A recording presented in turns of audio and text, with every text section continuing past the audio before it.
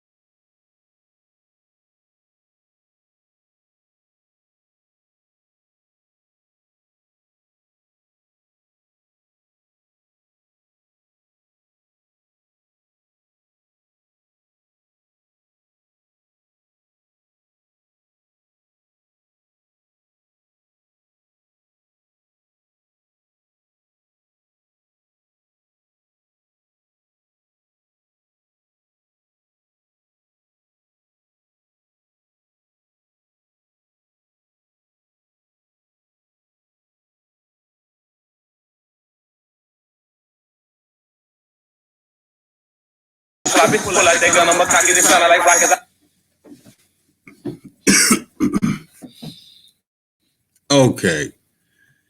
I got full bar, y'all. Let's kick this off again, man. All right, they go downstairs, step next to me. Let's kick this off again, y'all. Hold up. Bring that back. Yeah, they go. Yeah, OG Jenny. Yeah, I don't need no intro for this.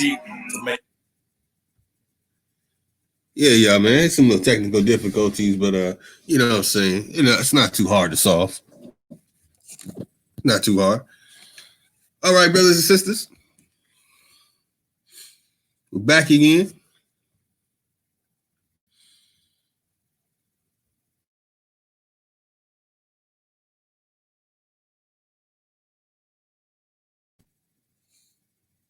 Honorable admiration to our good brothers and sisters of the feather. I know we just ended the other live stream, and some are just catching up, or some are still watching and ending. We're going to go in right now, but we're going to start off with OG Jenny and Jazzy Tuck. Go harder. You know, say something, go hard. We go harder. Yeah, that's right. For the family here on Supreme Chief Holiday's channel. And our good brother Chief Holiday will be in a moment. Y'all enjoy this. I know with some technical difficulties if you came in earlier. Like, oh, what's going on, man? I don't know what's going on, man. Maybe you're triangulating my thing and saying you better go to the 5G so I can have my brain scrambled. I don't know, y'all. But, man, I like this song right here, y'all. Check it out. Truthfully, I like a nice beat, but I don't necessarily need the best beat to make a nice song. And I don't care how hard the beat is. I always go hard in the beat. I make you forget about that track, baby. Yeah. That's what you call the artist. And a lot of these street niggas afraid to say they rappers. Nigga, I was rapping before I got some pussy, nigga. Check this out. Show you how this shit go. Beat go hard, but I go harder. Beat go hard, but I go harder. Beat go hard, but I go harder. I go hard. Beat go hard, but I go hard. Yeah. He go far, but I go far. He go hard, but I go harder. He go hard, but I go harder. He go hard, but I go hard. I go hard, yeah. She go hard, but she go hard. Hey. Beat go hard, but I go hard. You know it's on. Don't want to talk on the phone. I'm about to go in my zone. Anybody got a problem with me, gotta solve it with me if you come for the throne. Anybody got a problem with me, got revolvers with me, and them bitches is chrome. In the car, got them pounds with me, 2 hours with me, then them bitches is gone. Play with me, yeah, that bitch you don't. Keep a little friend like I'm Al Capone. Keep a little friend like I'm Al Capone. You meet my little friend, you come to my home. I'm about to go Al Capone, Acapulco. You say that you hot though, really my nigga, you not though. Been on the block back when niggas were Paco. Wasn't even thinking about selling no narco. Niggas you rap with, I eat them like tacos. The bitches you fuck with, I treat them like nachos. The shit you be rapping. and you really ain't about to. I shoot this shit up and I spit it right at you. I'm hotter than fire and lava, boiling sriracha. Bitches on me like I'm Waka, flocking, flopping, trying to get up in my pocket. Can't get no money, so stop it unless you get sloppy. Pull out that gun, I'ma cock it. It sounded like rockets. I shoot up your crew in your posse. Pull up Kawasaki, smoke a lot of rocket. Keep on calling me rocket, hotter than talking. I'm a hot type of you, a hot pocket. Bitches always bopping cause I'm the hottest. Running the game like an outfit. Everything I do is rock. Beat go hard, but I go harder. Beat go hard, but I go harder. Beat go hard, but I go harder. I go hard. Beat go hard, but I go hard. He go far, but I go far. He go hard, but I go harder. He go hard, but I go harder. He go hard, but I go hard. I go hard, yeah. She go hard, but she go hard. Yeah. Beat go hard, but I go hard. Coming straight out of that water.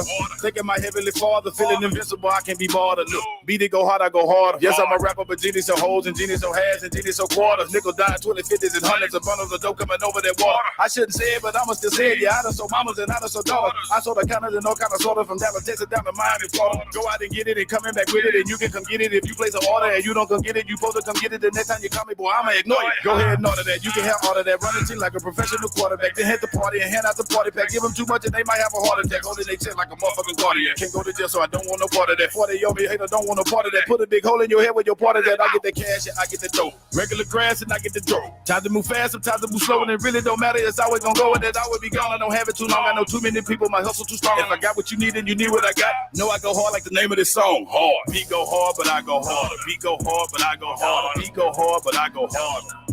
I go hard. Beat go hard, but I go hard. He go far, but I go far. He go hard, but I go harder. He go hard, but I go harder. He go hard, but I go hard.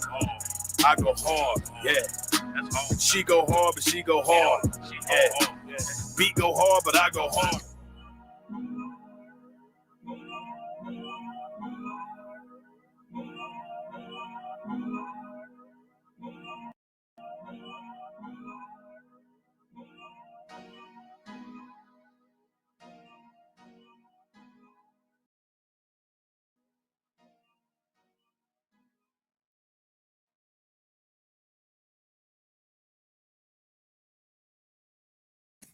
Yeah, that's right. That's right. My good brothers and sisters of the feather. All right. All right. We have a touchness one. Bill with Chief Holiday. Man, y'all in for a very, very interesting dialogue. Just like the dialogue you just experienced. Good brothers and sisters.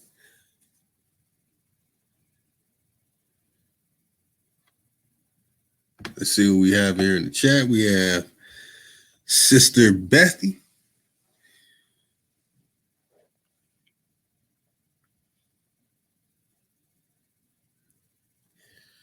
Ooh, he working hard. So he just got off the second job, not just the first one, the second job. Well, that's a hard-working Aboriginal sister right there. Ooh, Mr. Aboriginal Smith back in the building. Peace to you, family. Got Supreme Chief. Ooh. Copper Girl Asia, Gretchen Ham. How you doing? Peace and honor. Yeah. She's saying peace and honor to the sister Betty. Betty is not the proper. Was it Bethy? Bear with me, y'all. We got Newt Ross saying Osio Familia. Santi Lay back in the building. Comment. Yeah, what it do? Yeah, we back, family.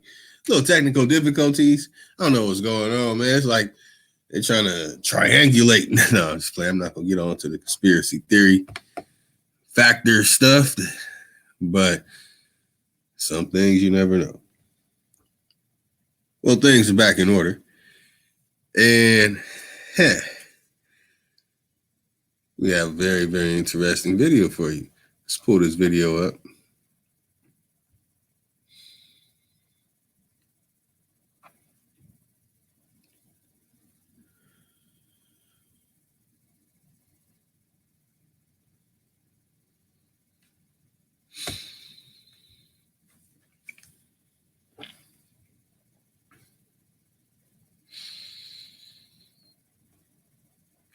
Trying to remember, is it on my search engine?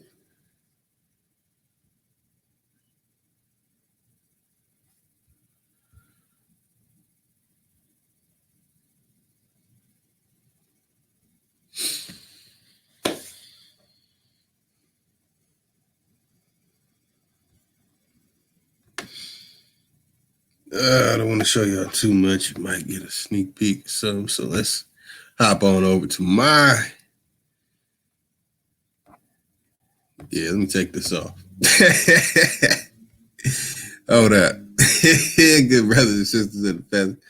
All love, but some other people might be watching. I don't want people to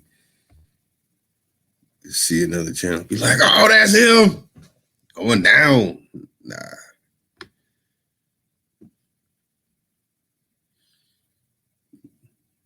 Not today. All right. Good brothers and sisters. Just bear with me, man. I'm just like pulling this up, man. I'm shocked from the information that was put out in the last video. You know what I'm saying? I had to take breaks in here and there from work while listening myself. So that was very interesting. Very interesting, man. We're in for another one. My good brother A1 and Chief Holiday. All right. That's not it. That's mine.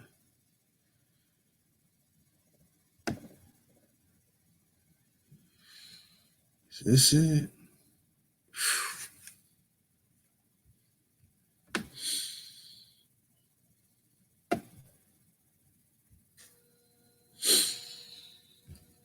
Live yet? Yes, we are. We are live. Peace, peace, peace. There we go, y'all. All right, brothers and sisters, enjoy the video. I'll be in the comment section. Let me know if you got any questions. You know, we can run a little Q&A, anything you want to ask me. You can ask me. You know, I feel like sharing tonight. I mean, I'm not going to, you know, give crazy stuff. You know, I'm not all out there like that. In the moon stars and quasars and alien probing nonsense. But, you know what I'm saying? I'll be here. It's something relevant to the new monkey. They're making a new monkey. Man, I can't wait to talk about that. Touching this one bill with Chief Holiday, y'all. All right.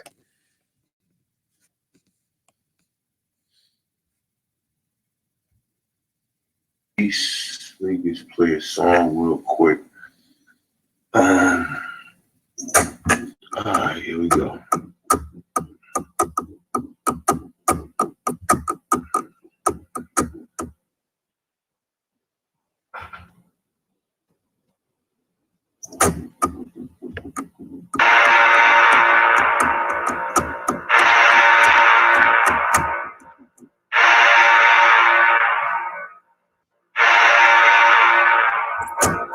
As long as I'm dancing, acting or rapping, walking around like I don't know what's happening. You like.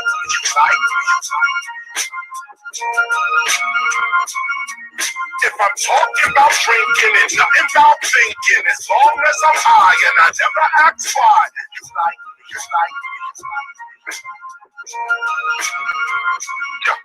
But the second I start with the state of the economy, black leadership, black cause, and black sovereignty, that's when you can't seem to follow me. Confusion, you feel like you're losing. I'm no longer abusing. This song's about choosing while you're cruising. Either black entertainment or the black revolution. People love to see a young black man rap until he wakes up and realizes he's caught in the trap. So as long as I'm dancing, acting or rapping, walking around like I don't know what's happening. You like. Hey, if I'm talking about drinking and nothing about thinking, as long as I'm high and I never ask why. You like. But the minute I get in it, about the way these rappers spit it, the minute I start spitting that truth, it comes a critic. I freestyle off the top like removing your Yankee fitted, but they not really checking for skills, they want the gimmick. Many of the challenges we face, we can solve them, but there's no trust, no unity, and that's the problem. Black people fighting amongst themselves, that's the problem. White people fighting amongst themselves, that's the problem. U.S. foreign policy is simply just bomb them. Rebels against their own government, the U.S. bombs them. Then when things get out of hand, yeah, they try to calm them. More money, more diplomacy, just charm them. If that doesn't work, then they move to Osama. Turn them into a terrorist so they can disarm them. Through the corporate media, we don't stand a chance, but too many people want us to just stand and dance. So as long as I'm dancing, acting, I'm rapping, walking around like I don't know what's happening, you like me, you like me. If I'm talking about drinking and not about thinking, as long as I'm high and I never ask why, you like me, you like me,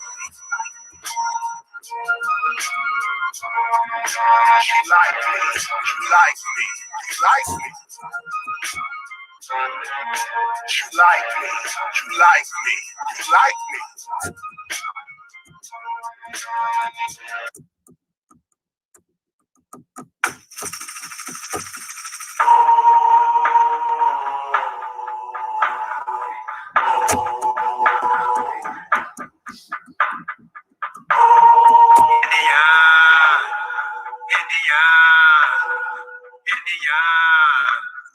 Ninjas coming, ninjas coming, ninjas coming, ninjas coming, ninjas coming.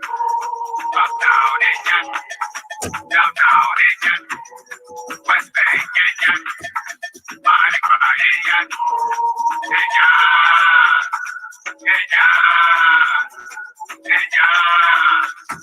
Indians coming, Indians coming. Nobody running, make no hoopah. We don't know how. Early in the morning, up early that morning. 5 already. I got my machete. Unani, unani. What they say, we on our way. Downtown Indian, uptown Indian, West Bank Indian, back of town Indian. Lord, I'm ready.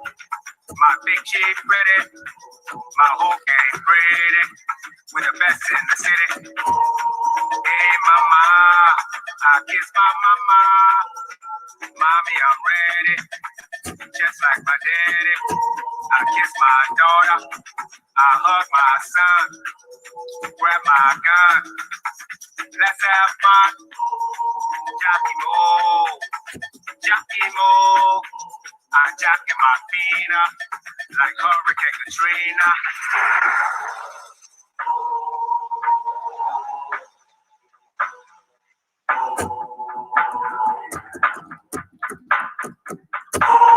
India, India, India. Indians coming, Indians coming, Indians coming, Indians coming, Indians coming. Uptown Indian, downtown Indian, West Bank Indian, Mardi Gras Indian, Indian, Indian, Indian, Indians coming.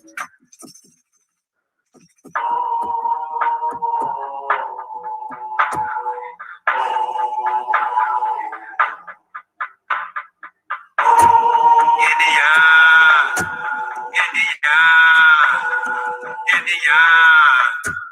Indians coming. We hit the streets by any means necessary. We won't turn around. We ain't never scary. They call the police. St. George's night. Police talking crazy. Now the minions wanna fight. Lord, Lord have mercy. There comes the minions with that old time religion. Big Chief Joe P. Dude in Montana, Big Chief Jolly, Scream Coochie Molly. I love my culture. We stick together. We tougher than leather. We live forever. Represent your name. Represent your gang. Do your thing. My second line sang, hang, hang, hang,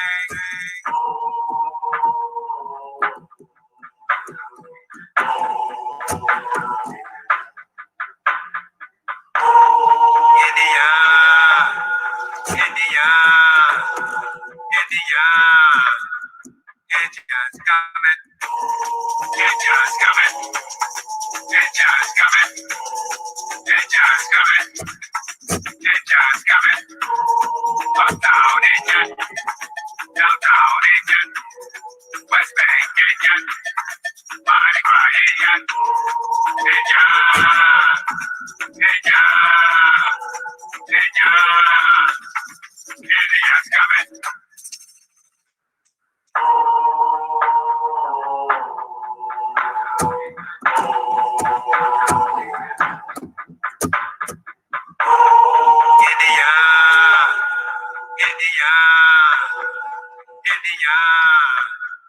Indians coming. Indians coming. Indians coming. Indians coming. Indians coming. Indians coming. Uptown Indian. Downtown Indian. West Bank Indian. Mardi Gras Indian. Indian. Indian. Indian. Indians coming. Geronimo. Geronimo. Geronimo. Geronimo Hunter. Apache Hunter. Giant Hunter. Seven Wall Hunter. Golden Star Hunter. Nightfall Hunter. Comanche Hunter. White Cloud Hunter. Mohawk Hunter. Red Hawk Hunter. Seminole Hunter. Choctaw Hunter. Dirt Town Hunter.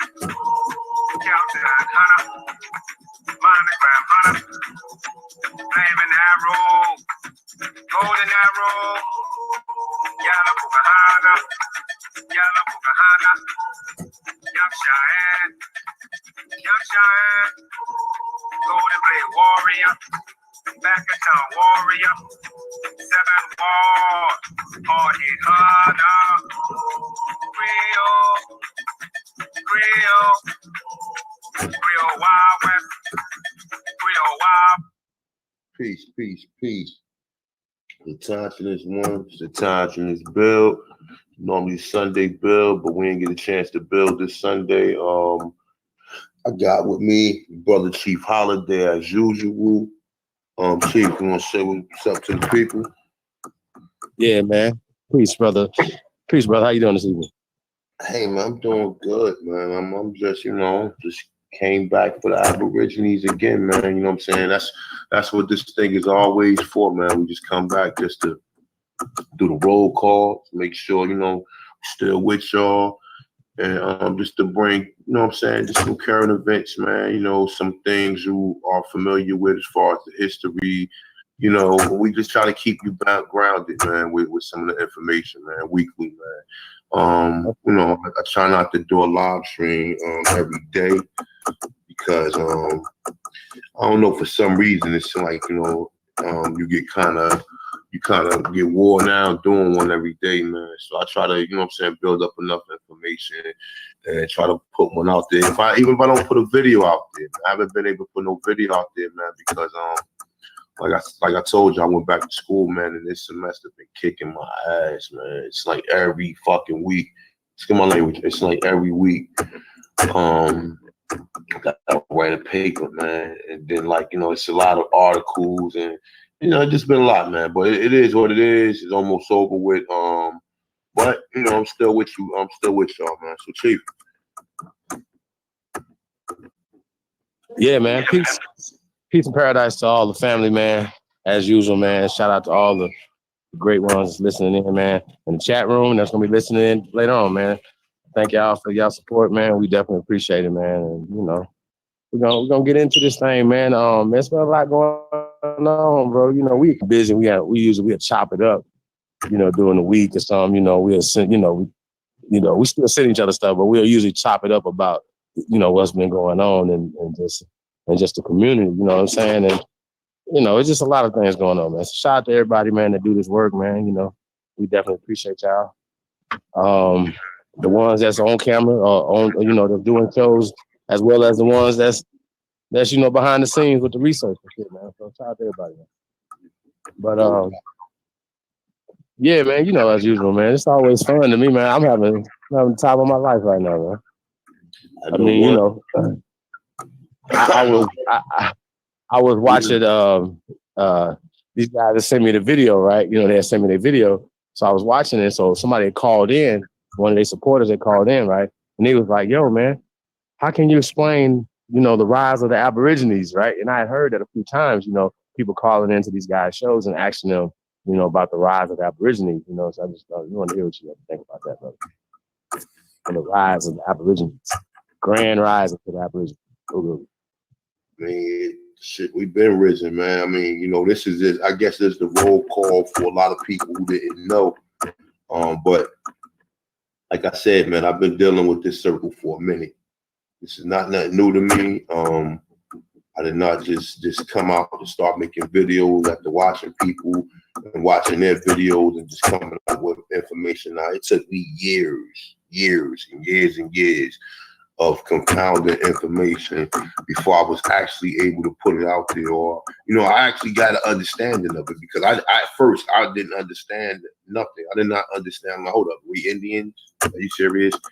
You know what I'm saying? And even though my grandmother did tell me, my father told me, well, my aunt told me, because my father didn't know. But yeah, man. I mean, the rise is up, man, because it's a lot. I see it's a lot of people, man, who coming into it. That's why I don't do a lot of channels. I mean, I don't do a lot of videos all the time, because I be trying to do different topics or whatever. One of my biggest topics that I did do, that I'm gonna toot my own horn for, was the Indian slavery. You know what I'm saying? Even though you heard people saying that we wasn't from here, you heard people tell you that they didn't bring nobody here from Africa. No one was talking about the Indian slavery. So shout out to me. Shout out to Chief Holiday. You know what I'm saying? Shout out to Tanch, this one, man, for bringing you guys some of that information, man. Because it's like, what? It seems like a lot of people, they just don't appreciate you when there's so many other people out there and they putting pretty much the same information, which they are, a lot of people, they derive information from people. They don't give people their credit. They just make it seem like, oh, I just came up with this or whatever. Nah, I give people their credit. Shout out to Aborigine, because Aborigine got a video with that song on it, with the John. And definitely shout out to that brother, man, because I would have never even know about the song or whatever. I don't know, for some reason I just feel that song, yo. I feel it like. But yeah, man. Shout out to the viewers, man. I know we haven't been around, but goddamn, man, we only work 15 viewers, man. I'm not one to tell you to hit the like button or none of that stuff or whatever. But what's up with the viewers, man? What's up with y'all at, man? Where's too many Aborigine channels out there, man? You know what I'm saying? That's what it seemed like. But you know what, though? I don't care if it was just 2 people in on it. We gon', you know what I'm saying? We'll get back or whatever. It kind of stopped the progress of the bill from the Sunday bill when the guy hacked my screen and did that foolishness or whatever. We had a little momentum going every Sunday. You know what I'm saying, right, Chief? Yeah, man, they can't stop nothing, man. You know how it is, man. Yeah, they can't. I mean, but they kind of stopped some of the momentum we had going or whatever. We had some good momentum going the first month and a half or whatever before I got hacked. But don't even matter, man. It don't even matter. I can open this page up. Like I said, I use my main page for the videos. This is just the streaming until I guess I got another couple of weeks. I think the 60 days the 90 days almost up. So I think I got like a couple more weeks before I can live stream on my actual channel again. So I think probably by next month I should be able to live stream on my actual channel. But yeah, man, the Aborigines, this information getting out there. As I talk to people every day about this, you know, you still got some of the naysayers. Most of the people who say they don't care is the people with good jobs and shit. You know what I'm saying? Like always, the people with good jobs always seem not to care. And I'm not saying that's for all of them, but when you talk to most people, they're very naive to it. Like today I had to go into one of these bureaucracies, and the lady who was interviewing me, I told her to change my status on my application to American Indian. Right, so she asked me, she's like, why did you want to do that? I said, because I'm not an African. She was like, oh. She said, does it make a difference? I said, I'm not an African. Fuck, I'm not an African. And she was actually a white lady. She told me she was from Egypt. Right, so I was looking at her like, are you sure you're not from Egypt? You're not the real Egyptian. And I ain't say that to her, but that's what I was gonna come off with. Like, your people ain't build no fucking pyramids or whatever. And if you know what I'm saying, we ain't got nothing to do with the pyramids. I don't even really take responsibility for the pyramids in Egypt no more since we found out about these pyramids in Peru. But yeah, shout out to the Aborigines, man. I said, sorry I haven't done a video in a while, but I got a couple of videos that I'm gonna do. I don't know if you've seen, I put a little 10-minute video today, Brother Turtle Gang. Shout out to the Brother Turtle Gang, North Francis. Brother always come with some good information, man. He got most of the culture down packed. I think he's a little off on some. I think the history he says is kind of like straightforward.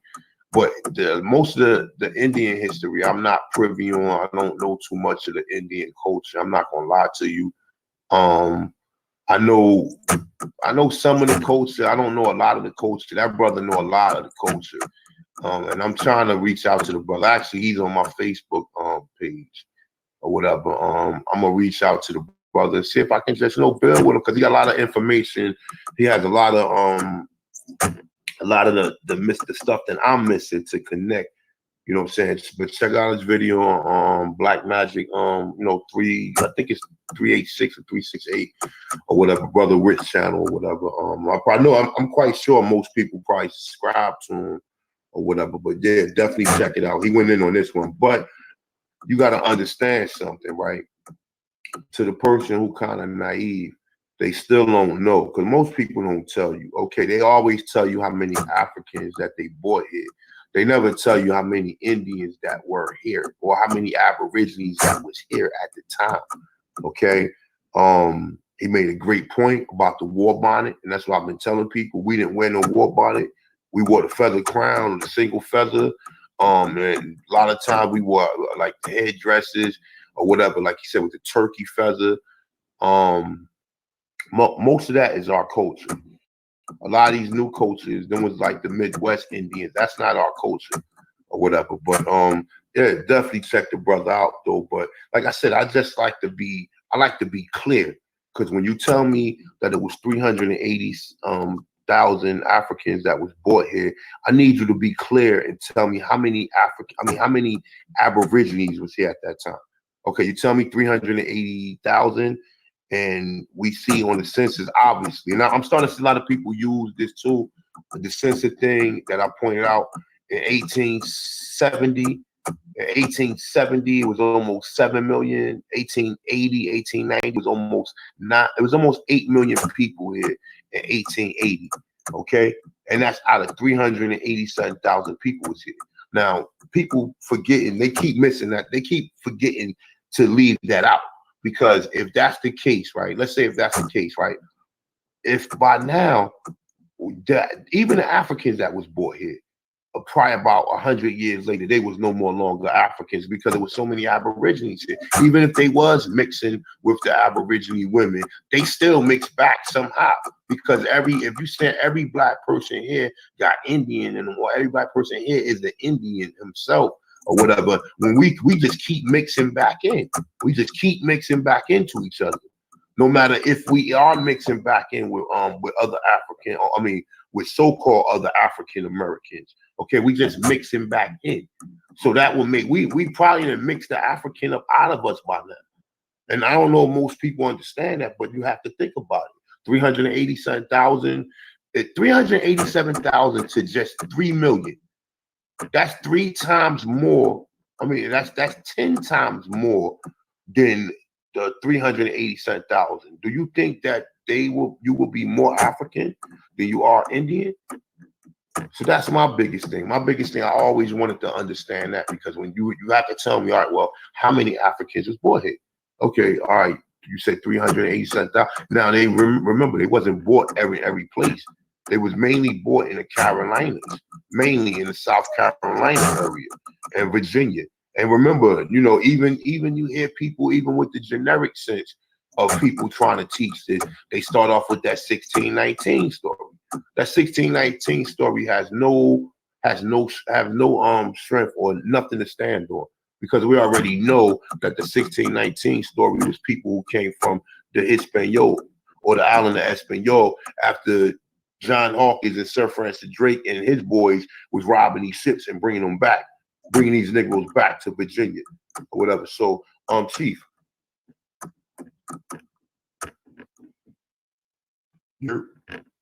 Yeah, man. Yeah. I just say, man, you know, man, it's just a good time right now in history, man. You know, to build, you know, and what we're talking about, you know, as a build, you know, that we're doing. Yeah, we got to start building, you know what I'm saying, and not just be, you know, about the conversation and be about the building. I think that's very important, you know what I'm saying? Because the information is cool, but how can we use this information to build? And we have a historical back, you know, to look back on, you know, our ancestors and what they built, you know what I'm saying, with the proper information. They built civilization. They built everything that the world is using right now. You know what I'm saying? It comes from the American Aborigines. You know what I'm saying? So we gotta really take credit for that. You know what I'm saying? I like how you took credit for that. Shout out to you for all the work you do, bro. You know what I'm saying? It's definitely needed. So yeah, definitely appreciate that, man. And it's you know, I feel you. We should smell our roses right now.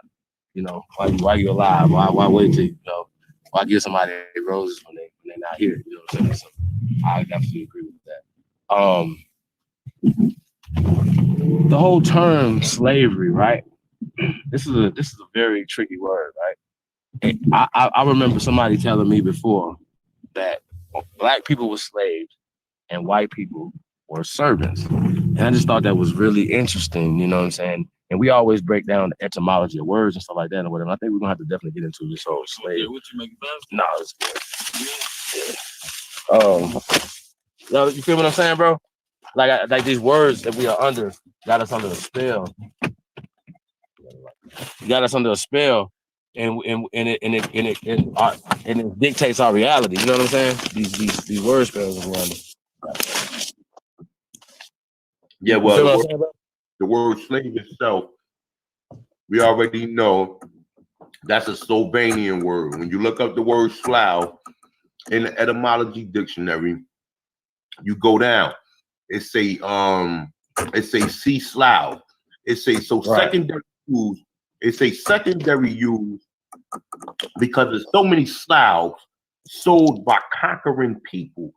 So I would presume that the word slave is plural. Okay, the word Slav will be singular and the word slaves will be plural. So secondary use because there's so many Slavs sold by conquering people. Okay, now what you'll understand is when you see that picture of America and you see the 2 Europeans holding up the queen or the matriarch, or you know, most of the women held the chieftain. What how the brother say, clan mother, or however he put it.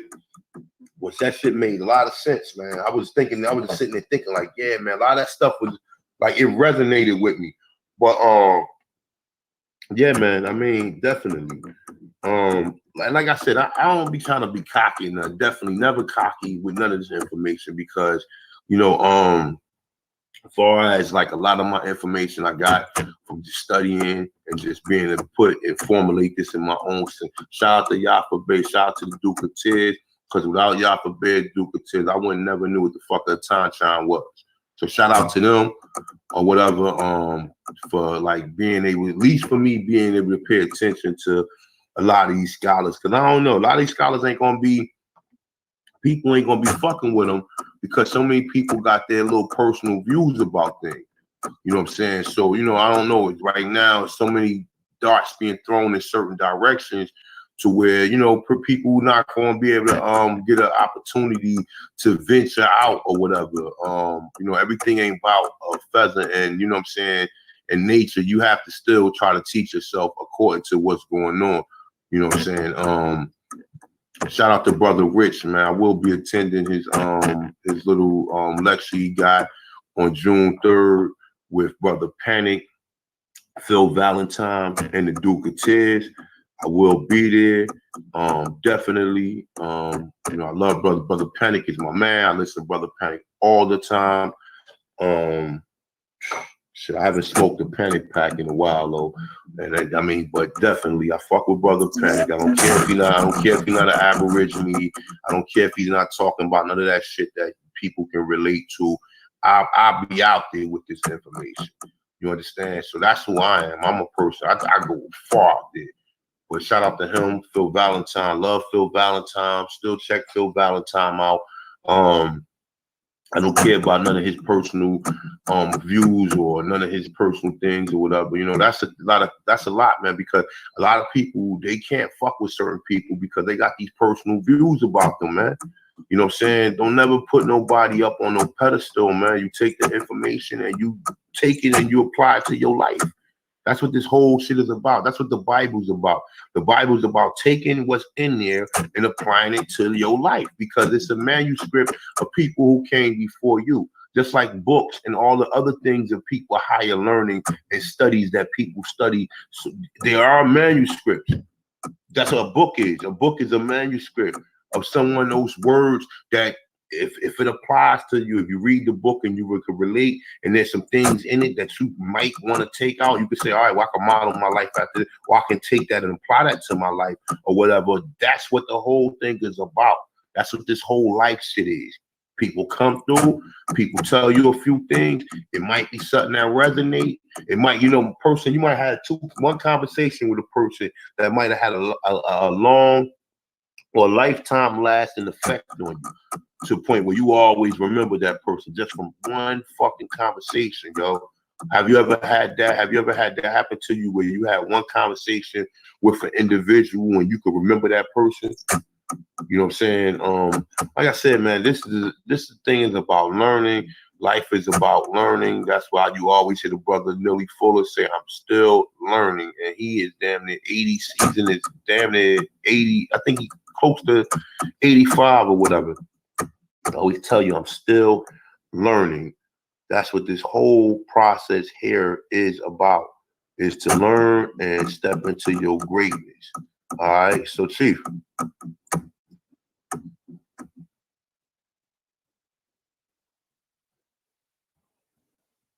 Chief, I don't know what Chief at. Let me just keep building. I was actually watching another Aborigine show with the brother Rick. He had Sister Phoenix on there, and I think Marvin Coleman might be in the background. I know Kerry Davis sometimes be. I mean, he be doing shows with Kerry Davis sometimes. And what I found interesting was when he was talking about how most of the military, a lot of things in the military is patent out of the Aborigines. So figure like this, what he was saying like the Apache helicopter, no, the Apache something, the Black Hawk, that's the helicopter, the Tomahawk torpedo. He was saying it was a bunch of different either weapons or different maybe vehicles and things like that the Army used, that they got the name from us or whatever. And it's a very interesting video. It definitely put me out there on some other stuff, or just to give me an idea of certain topics that I need to look up or whatever. I found that interesting. Chief. Yeah, man. But you and the Chief, you was in the military, right? No, my parents were. I was what you call a military. Have you ever heard that? How a lot of the either the weapons or a lot of the military like you know SUVs or you know the things that they utilize are named after fucking the Aborigines, man. Oh well, yeah, definitely like the Apache helicopter. We'll just give you a thing or whatever, right? But I wanted to shout out to brother Kerry Davis, right? And shout out to CD Fury. He did an interview over there, right? And I actually caught part 3 first. And then part 3, he was talking about, CD had asked him about what tribe he was from, right? And Kerry was moving around, that question, you know what I mean? And he finally just broke it down. He was like, listen, man, those are all created tribes, those are created names, things of that nature, whatever. I just wanted to get your opinion on these Cherokee names and all this other stuff, Creeks, Blackfoots, you know what I mean? All these different things, Choctaw, things of that nature, whatever. Are we looking at this thing all wrong by trying to join those tribes that were created by them, brother? I'm not trying to join no tribe. I'm a time tribe. I'm claiming my own tribe. As far as like we know the 5 civilized tribes are not the original tribe. We do know the Cherokee. Remember they said the Cherokee was the strongest nation. The Cherokee, Norris Francis, what he was saying today, right? He was trying to say that the Lenape was basically responsible from Delaware all the way up. But what about the Shinnecock and what about the other tribes? Like you said, when you talking about old dirty bastard tribe. I'm gonna get back to the point. I'm gonna bring it all full circle. When you were talking about old dirty bastard and how they were saying like Wall Street, they built Wall Street to keep like some of the Shinnecock and keep some of the New York tribes out or whatever while they was doing business or whatever. But as far as the tribe, I believe it's going to come down to territory or what territory that you was in, whether or not you can prove it. But most of us already know it. Think of it like this. Think of it like this, right? If they bought over 380,000 and it was already, like I said, if it was 3 million here, that's 10 times the number, right? Which it was more than 3 million here. It was more like they said 35 million. So 38,000 dissolved into 35 million. We know some of the 35 million was murdered or probably did die under certain circumstances. But nonetheless, though, we know that most of us are here. So like I said, we one big tribe. So when he said that, I mean, I kind of agree with him. I don't have a problem with that. You know what I'm saying? Most of these tribes, man, they got sub-tribes. Like we see Chief Warhawk. Chief Warhawk is the chief for the Chickasaw. There's a white man, the chief for the other Chickasaw nation. There's a white man, the chief for the Creek. Because all this shit, you know what? Fuck this. All this shit is Masonic. That's the reason why you see these white men in head of all these fucking deep tribes. Yep. We're just gonna keep it 100. We gonna keep it 100. Okay. That's how we know. That's how we know that these niggas are Masonic, because we know that there's no what if there was no Europeans here, then how the fuck are they Indians? It's plain and fucking simple. They will be, and even if they do got Indian blood in them, they're still not Indians by default, or how under circumstances of how they got here. So they still not Indian. You're still not an Indian by default because you shouldn't even be here. You understand what I'm saying? No one agreed to have you here. I mean, you know what I'm saying? No one agreed for you to come here and do the shit you're doing to us. You know what I'm saying? But nonetheless, though, they're here or whatever, though. But the least you can do is not claim the fucking Indians too, and to make a fool out of yourself, because people want to start asking questions. People start looking like, oh, man, you ain't no fucking Indian, man. Let's stop this. But like I said, if you look up Chief Warhorse and her tribe, and they have another Creek and Chickasaw tribe that has a white chief. And you notice that they are the ones that's the white tribes with the white chiefs are the ones that's getting assistance or getting some type of funding from the government, and then people like Chief Warhawk, and they get a hard time. And this is how you know. And just like Turtle Gang was saying, he said that his family got over 60 deeds in the Lenape area. He's saying that they don't honor them. They don't honor the shit. They don't honor it because they just took the land from them. That's gonna be the biggest problem. These people don't honor none. These people, like I said, man, you look back in history, you already should know. You should already know. You understand what I'm saying? Like my man said, he said got 60 deeds to the land, and he got the deeds to the land. You think they're gonna give them back the land that we got the 60 deeds at? You know, or if they even pay them any attention, when you got to keep going back to court, and you got to keep, and that's just to show you how the foulness is. And that brings me back even to a video that I was watching that was about reparations, right? It was a panel, like I said, it was a panel of 5 different lawyers, and they was arguing why we should get reparations, right? But none of the arguments was that we was indigenous to this land. All the arguments was dealing with slavery, right? Would you fucking believe that one of the judges had the nerve to fix his fucking mouth and say that the reason that we shouldn't get it because he was saying, because all right, what they was trying to argue was the fact that a lot of these companies, all right, now this is going to take me back to something else that I just got finished listening to. All right, a lot of these companies, the DuPonts and all of these names or whatever, they were the ones that directly had something to do with slavery. So they were trying to sue these people, right? Stating that, like Philip Morris and all these people, they're trying to sue them, stating that they had a direct hand into slavery. So, the judge said, well, look, even if that did happen, at that time it was legal. So the lawyer trying to argue him down morally, saying, well, hold up. Well, you mean tell me you ain't got that much morals to say, well, okay, if it was legal, why would it be legal that you selling people and keeping them in bondage? That should have been override, like we're saying, well, no, they committed a crime, and that should be a crime against humanity. He agreed with it. He was like, well, it was legal, so at the time, so we can't do nothing about it or whatever. That was just one of the arguments. It was a bunch of other arguments in which they wasn't trying to honor. They was arguing them all down. It goes to show how they put their own people in front, and they control every doorway you come in. They control everything. They control everything, and they're gonna snake you. Do all of the snake shit they can do. Or whatever, you just gotta keep steady and square, keep trying to, you know what I'm saying, whatever you gotta do, man. Because I mean, the only way we only gonna get this by, you know what I'm saying, by standing up and saying who you are or whatever. But yeah, man, I mean, like I said, man. Well, I want to address the lawyer thing, right? Well, here's the problem, right?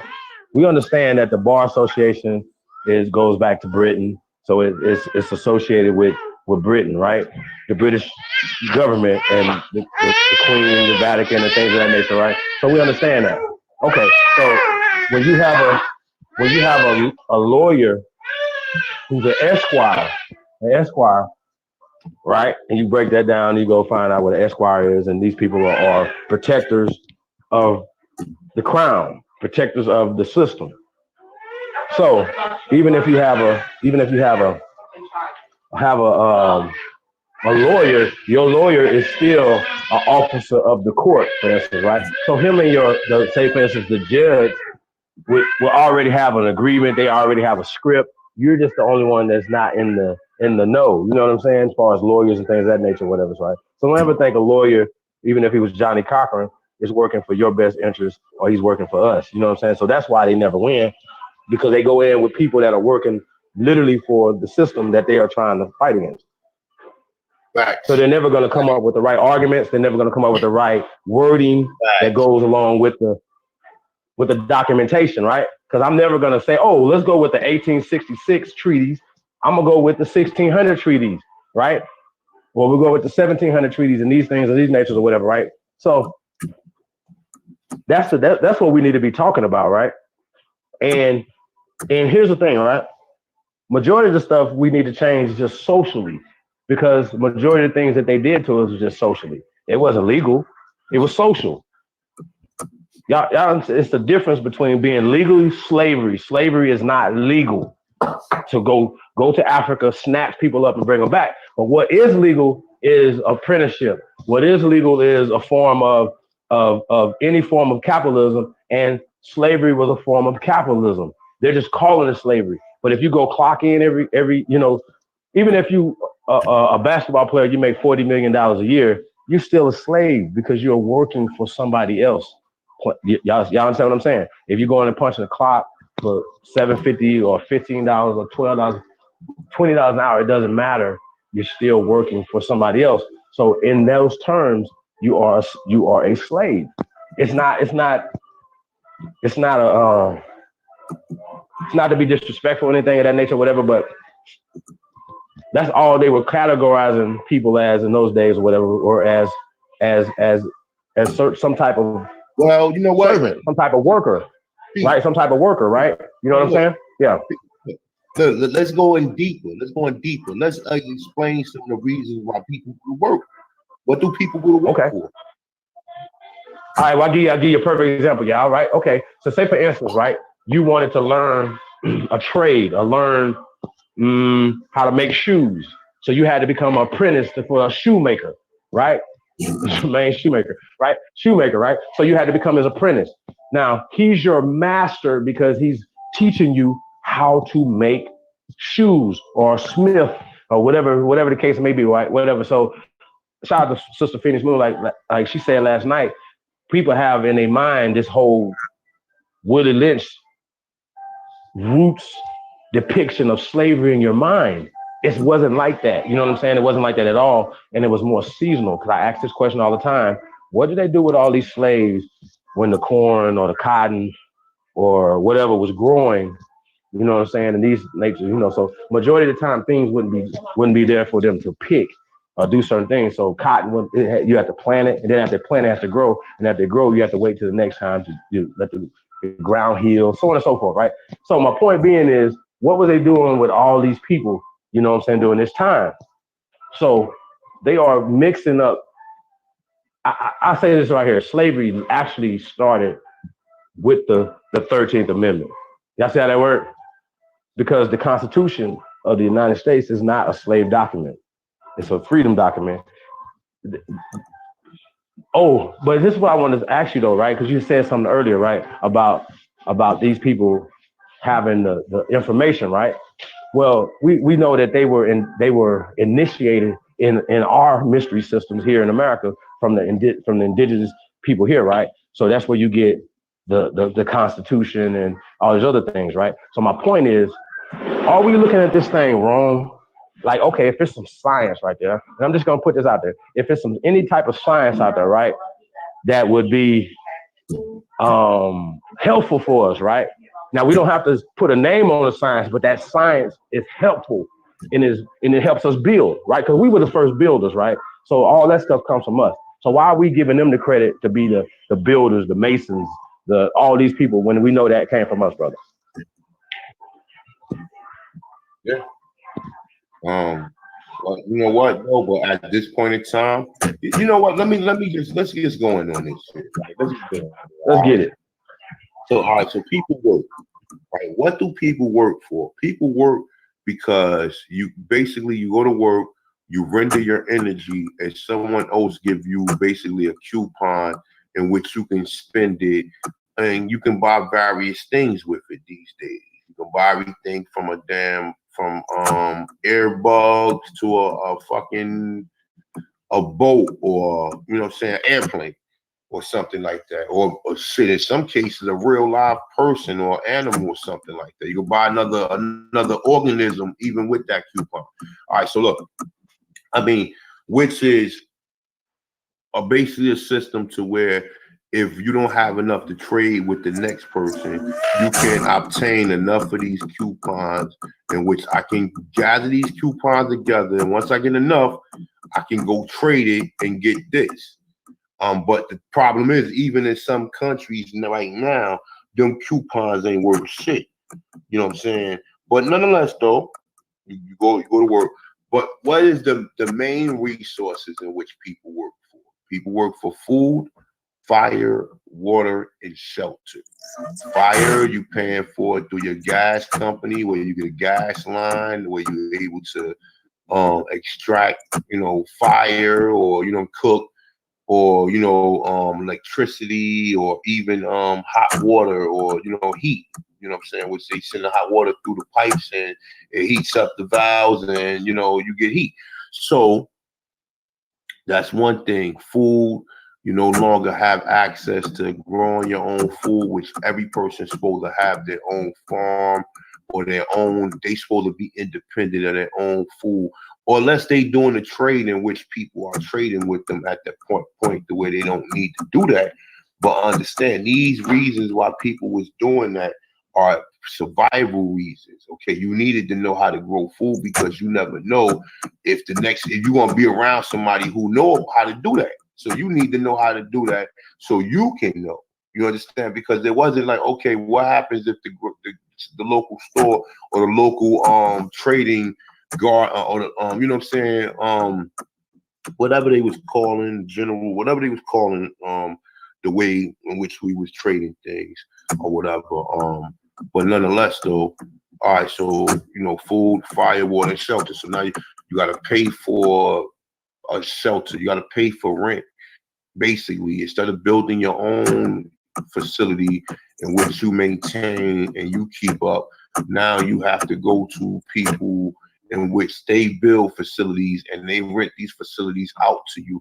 Okay, if you don't rent one of these facilities, chances are you're gonna be homeless, or what we call homeless these days, because you just can't build things anywhere no more because you're gonna need a permit, or they're gonna throw you off your property, or they're gonna throw you off the property in which you're trying to rent it. All right, so water.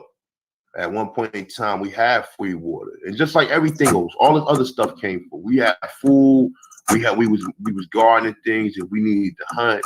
There was deers. There was, we had fucking turkeys. There's turkeys everywhere. Even in my school, I just seen like 100 turkeys the other day. Yo, that shit freaked me out. Yo, they was all making noises or whatever, yo, and they was aggressive too, yo. And this is in New Jersey. You understand what I'm saying? I seen 100 turkeys the other day on my school campus, yo. And I was like, yo, I got out the car and everything, like, yo, what the fuck? You know what I'm saying? But yeah, you know what I'm saying? You ain't kill 10 of them turkeys and say, well, all right, well, we're gonna store 10 of these, because there was already abundance of it. You already knew how to derive and go get more. You know what I'm saying? Like, all right, well, shit, we're gonna have turkey today. All right, everybody agree on that? All right, we're gonna have turkey today. All right, well, go get one of the fattest turkeys you can find and meet me back. You're gonna get some grains. All right, you're gonna get the grains. Are you gonna gather together some herbs and some vegetables and everything? All right, boom.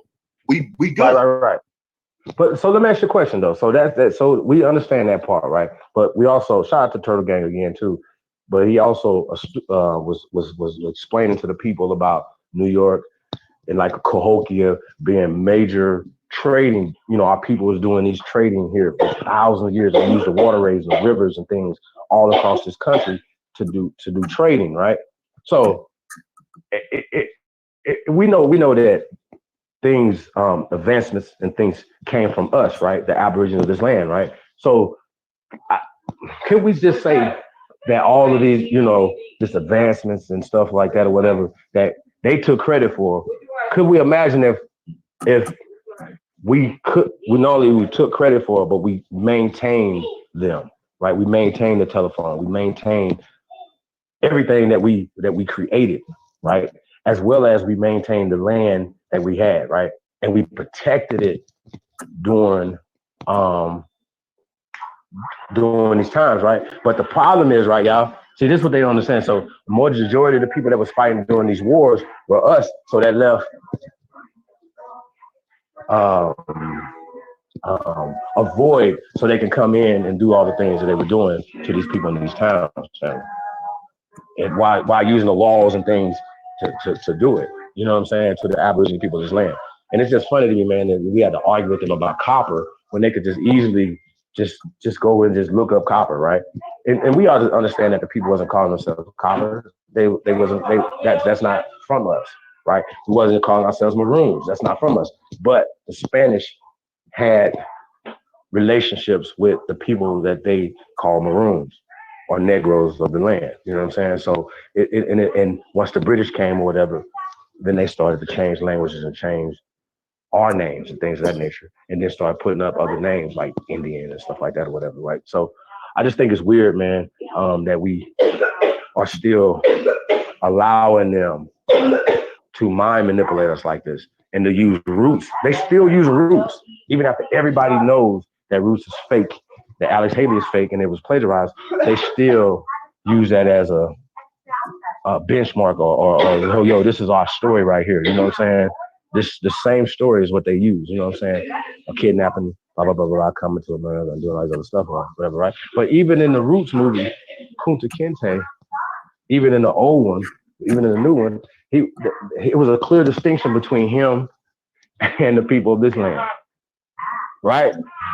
They didn't know anything about any of the African stuff that he was talking about, y'all. So I just think it's weird if they had brought off all these millions of people here from Africa, right?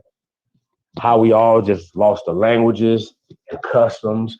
We don't like goats. And then like we couldn't raise goats. We got goats, right? I remember goats growing up. So we got goats. So you mean to tell me we're going to eat pigs and goats? So I mean, I'm just saying though, this is yo. And I got a question for you too. Huh?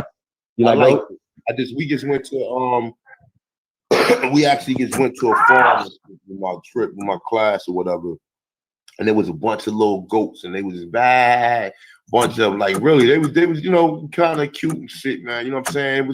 It was good to be around nature, man. I ain't gonna front, man. I seen a llama, brown llama and a white llama and shit, man. That was good to be around nature, man. I'm telling you, I was like, yo, felt good to be, smelling everything. But what you say that point again, Chief? What you saying? Well,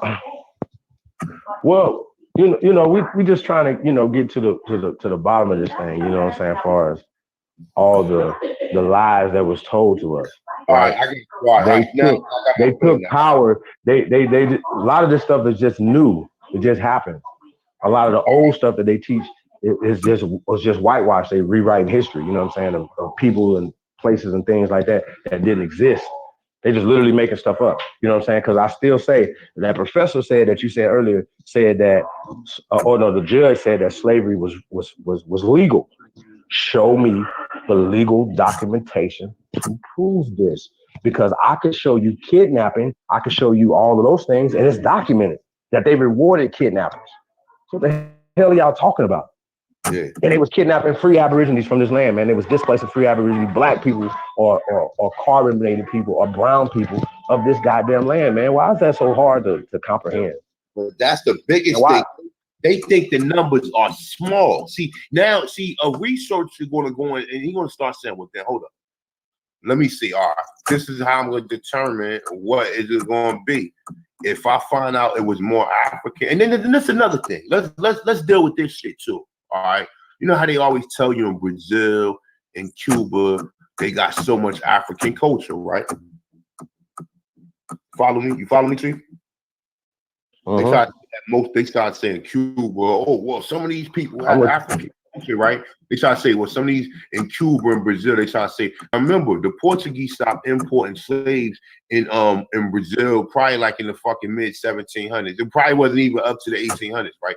Now, remember, we know here in North America that they brought over at least 100,000 so-called Africans in the 1800s. Right. In the 1800s, right? Or according to them. Actually, no, we don't know that though. We don't know that. Don't make me lose my point. Hold up, because I'm going somewhere with this. All right. So let's say if so, they say that they brought over 100,000 Africans in the 1800s, right? Check, right, Chief? I got you. Check. All right. So why the fuck they don't know none of their culture? How the fuck the people in Brazil? They remember. They know how to do. This is a culture from Africa. So why the people here that was here in the 1800s don't have no African culture? That's almost look. That's in our lifetime.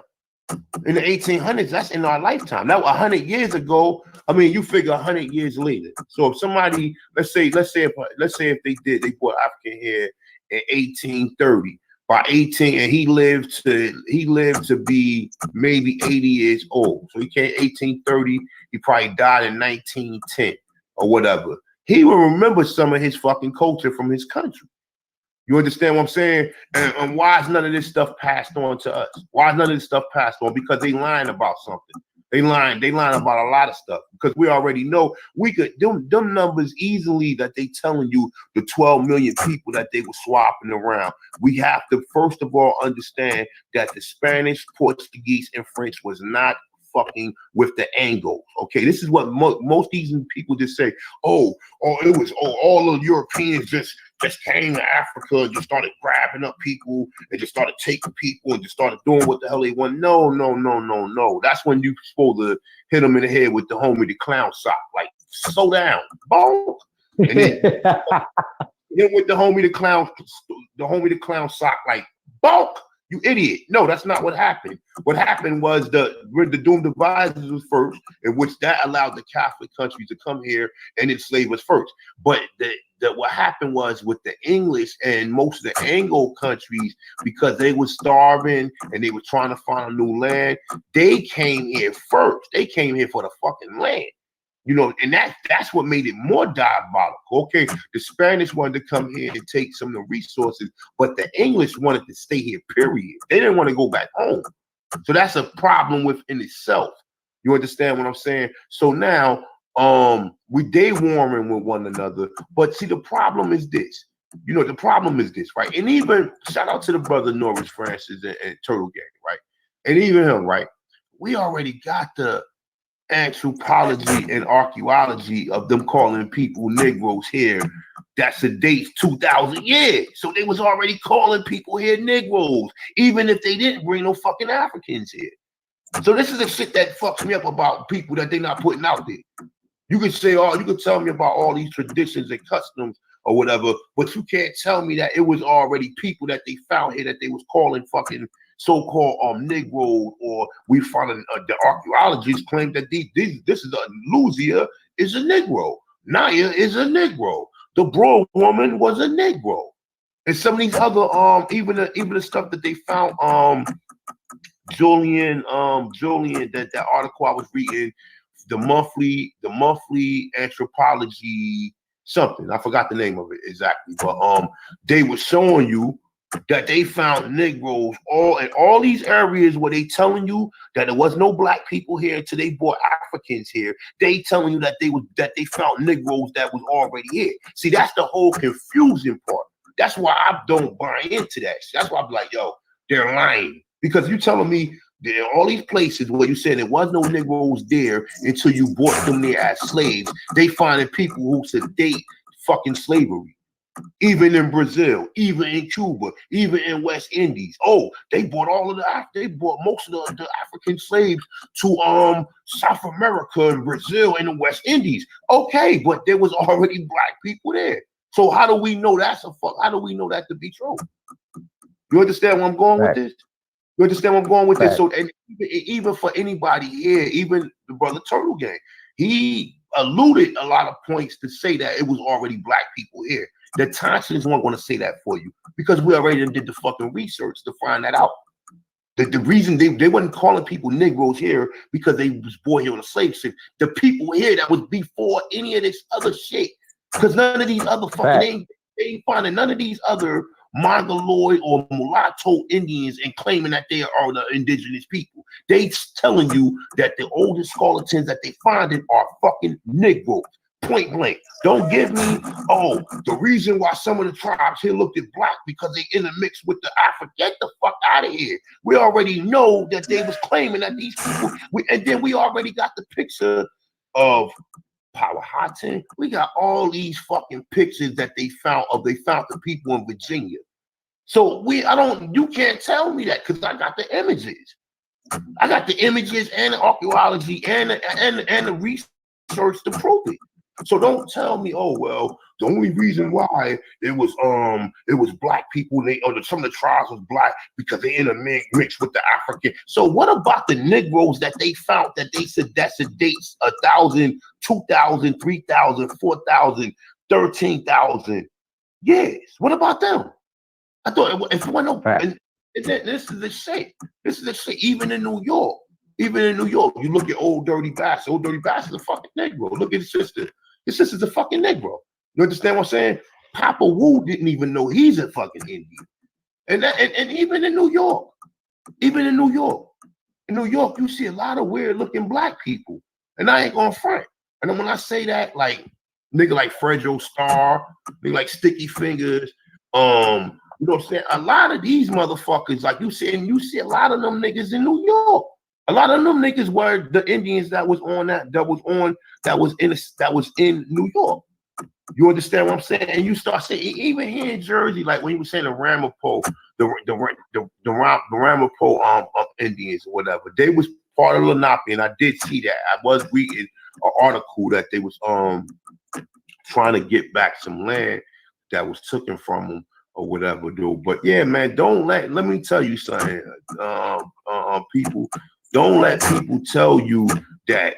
Don't let them confuse you. Remember, let's stay on point. Don't let people confuse you by saying that the only reason why some of these tribes in the mix with the Africans. But what about the Negro skulls that the anthropologists been finding here? What about them?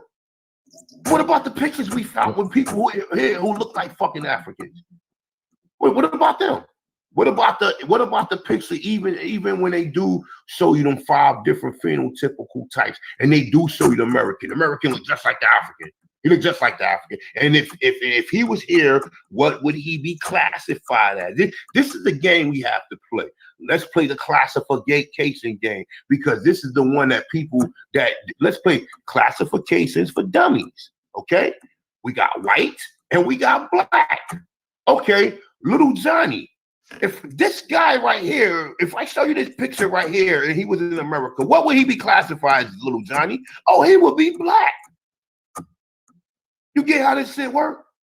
You look at the pictures and you ask yourself, well, hold up. If this man was here, what would he be classified as? Okay. Would he be black, mulatto, or white? You see how this shit work? And it's common sense, man. It's very common sense when you look at it and you understand the statuses and how they was classifying people. It's common sense after that. After that, you should already understand. So like I said, even the specialists and people who speak on this, they leave a lot of stuff out that I kind of don't like, because, you know, even if you do say the Indian slavery and all that, we know Indians was took into West Africa. So why are they doing DNA tests with people in West Africa when we don't even know how many people was took into West Africa? We don't even know. We don't even know how many people was took into West Africa. And that's the whole goofy. That's another homie the clown moment where even us, you know, the people who asking the questions should be hitting the head. Like, you know what I'm saying? Because, okay, they're taking your DNA probably from your ancestors that was took into West Africa. You hear how dumb this shit is? Do you understand how dumb this shit is? Because we already can prove that they were. Can we prove this? Can we prove this? Can we prove that they took people from the Americas to West Africa? But these dummies will say, well, they came from Africa. How long is a fucking lifetime? You came from Africa, you settled here, you was living in a tribe, then they took you back. No, you can't keep on coming with that dumb shit. You know what I'm saying? That's the stuff that we won't have to start researching that. Starts researching. Like, and another thing the brother said, he said the Negro African burial grounds, right? Where's the Indian burial grounds at, huh? Where's it? Since it was Indians there, north of Wall Street, where's the Indian burial grounds at? I'm curious. I want to know. Where's the Indian burial grounds at? See. Yo, I ask that question all the time. And it's the same question that you ask them too. Where the Indians on the Let's be clear about this. Let's be clear about this. Okay, people keep on talking. Oh, the Negroes had a burial ground. So where the fuck is the Indian burial ground at? Where's the Indian burial ground? It should be obvious. Where's it at? Because the Negro, even the Negro slave had time to they honored him to have a burial ground. So where's the Indian burial ground at? Oh, the Indians buried they're dead in the fucking lake. Get the fuck. The Indian burial ground is the Negro burial ground. Can you show pictures? Nah, I ain't, cause I ain't hooked that OBS up yet, man. I'm not even going to chance it. Niggas ain't gonna fuck this up. I mean, we could do that. I mean, like I said, what you want to do? What you had in mind? No, I just had some pictures. You know what I'm saying? Like at the end of the day, right? When we talk about these look, keep your pictures, keep them together, and what I'm gonna do is I'm gonna do the OBS because I do gotta write another paper by Sunday or whatever. That's why I couldn't get the live stream out, man, because I was fucking I had to freestyle this shit on a 1 day notice or whatever. Right. I misread what my assignment was. And when I went back to it with something else or whatever, but nonetheless, though, I got it done or whatever. But yeah, like I said, on Sunday I got another assignment, but I'm gonna get that shit done. I'm about to do that now, so I'll be good. But what I'm saying is, man, I forgot. I lost my train of thought. Go ahead, Chief. What you saying, man? Shit, me too. But but listen though, man. Here's the only problem that we're having right now, right? Are books. People believe books over the bones, the evidence. At the end of the day, any of the bones of the people that were here prior to 1492, the bones are still here. We still have the bones. We're not even just talking about the ones that go back 12,000, 13,000 years. They have the ones that go back 1,000 years, 500 years, 700 years, right? 800 years, right? Those bones are what they're classifying as being Negroid. Period. We ain't got to argue about this. We have the artifacts. We got the pyramids. We got all these other things, right? What they have to understand, what they're going to have to deal with right now, today, just using Jabari, for instance, right? He's battling back and forth with Reggie about, I don't know what, don't even know what that argument would be about. That's crazy. But anyway, this is personal stuff, right? Right, this is personal stuff because at the end of the day, it doesn't matter what they're talking about. It doesn't matter either way, right? It's not going to change anything for us here in America talking about that. But anyway, it's too for them to say, okay, for them to say what they're saying, right? Yo, Kemet is this and Kemet is that and all this other stuff, right? But now you have to account Jabari and Reggie and all the other guys that study Kemet. You have to talk about these pyramids here in America now that are older than the pyramids there. Now I was looking at some stuff. I'm doing some research now on just real artifacts out here in the Southwest, right?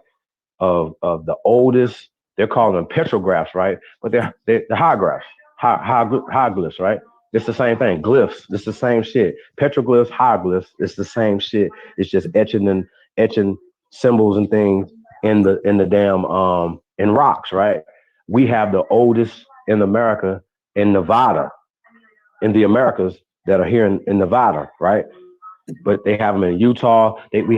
I mean, our ancestors were building all over this place, bro, all over America, right? And it's oldest ruins on the planet. Period. They're not even dating them because they don't even want us to know they're there. So they're not going to go in there and say, oh yeah, these are dated back 200,000 years, 100,000 years, whatever. You could look at them. We got the oldest ruins on the planet. So I don't understand what these guys are talking about when they're talking about, well, we have taken all these trips to Kemet. Y'all have taken, he actually calls them Africans to Kemet, right? Well, they don't call, the people in Egypt don't consider Egypt Kemet. You know what I'm saying? Or Egypt or Africa for that matter. You know what I'm saying? They don't consider Africa at all for that matter or whatever. So why would you be talking about taking Africans from here to there? It's just weird, man, how they doing. But you could have been taking trips to Mexico, to Belize, to Utah for that matter. You know what I'm saying? They've been showing Americans their land and their artifacts that are older than that stuff that's over there. That's not theirs. That's not yours, Jabari. So Don't no matter lose how many that. times you guys go over there, that's not yours. Yeah, Hey, bro. look, don't lose that point, right? What I wanted to say is, do you ever see the joy in Jabari's face when he be talking about Africa? Do you ever look at he's programmed and shit? Like you ever look at him? You ever look at the like you want to hit him with the homie the clown sock because he's just sitting there. He look like a little child and shit when you scoop him up and you tell him like we go to Disney World. You ready to go to Disney World? He looked like he got that look on his face. And you know, and Reggie, man, if Reggie want to hit Reggie with the homie the clown sock too, because he know damn well his grandmother told him he don't want nobody to know. He don't want nobody to know. He don't want nobody to be like, damn man, my grandmother did say I was Cherokee, man. Like he don't want to tell nobody that.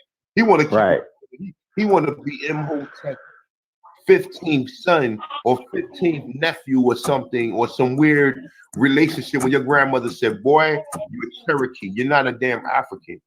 You understand? And shout out to the real grandmother. They ain't got no real grandmothers like that. They ain't got no real grandmother like that who's really telling you no real information. Your grandmother working. Your grandmother probably working for the white man or doing some type of work or some type of typing and shit. You know what I'm saying? Right now, or whatever. She ain't telling you more history, but these niggas, when you look in these niggas' faces, they got a glow. They never been to Peru. They never been down to none of these places or whatever. Never been down. That's another thing what the Egyptian lady was saying today. She gonna try to say, well, Egypt is the oldest. Egypt ain't older than fucking Peru. Get the fuck out of here. And we got actual mummies with dreadlocks to prove it. We got actually, and that's what I'm trying to say. Where's the dreadlocks in Africa? Where's these hairstyles in Africa? Where are they at? I just want to know where they at.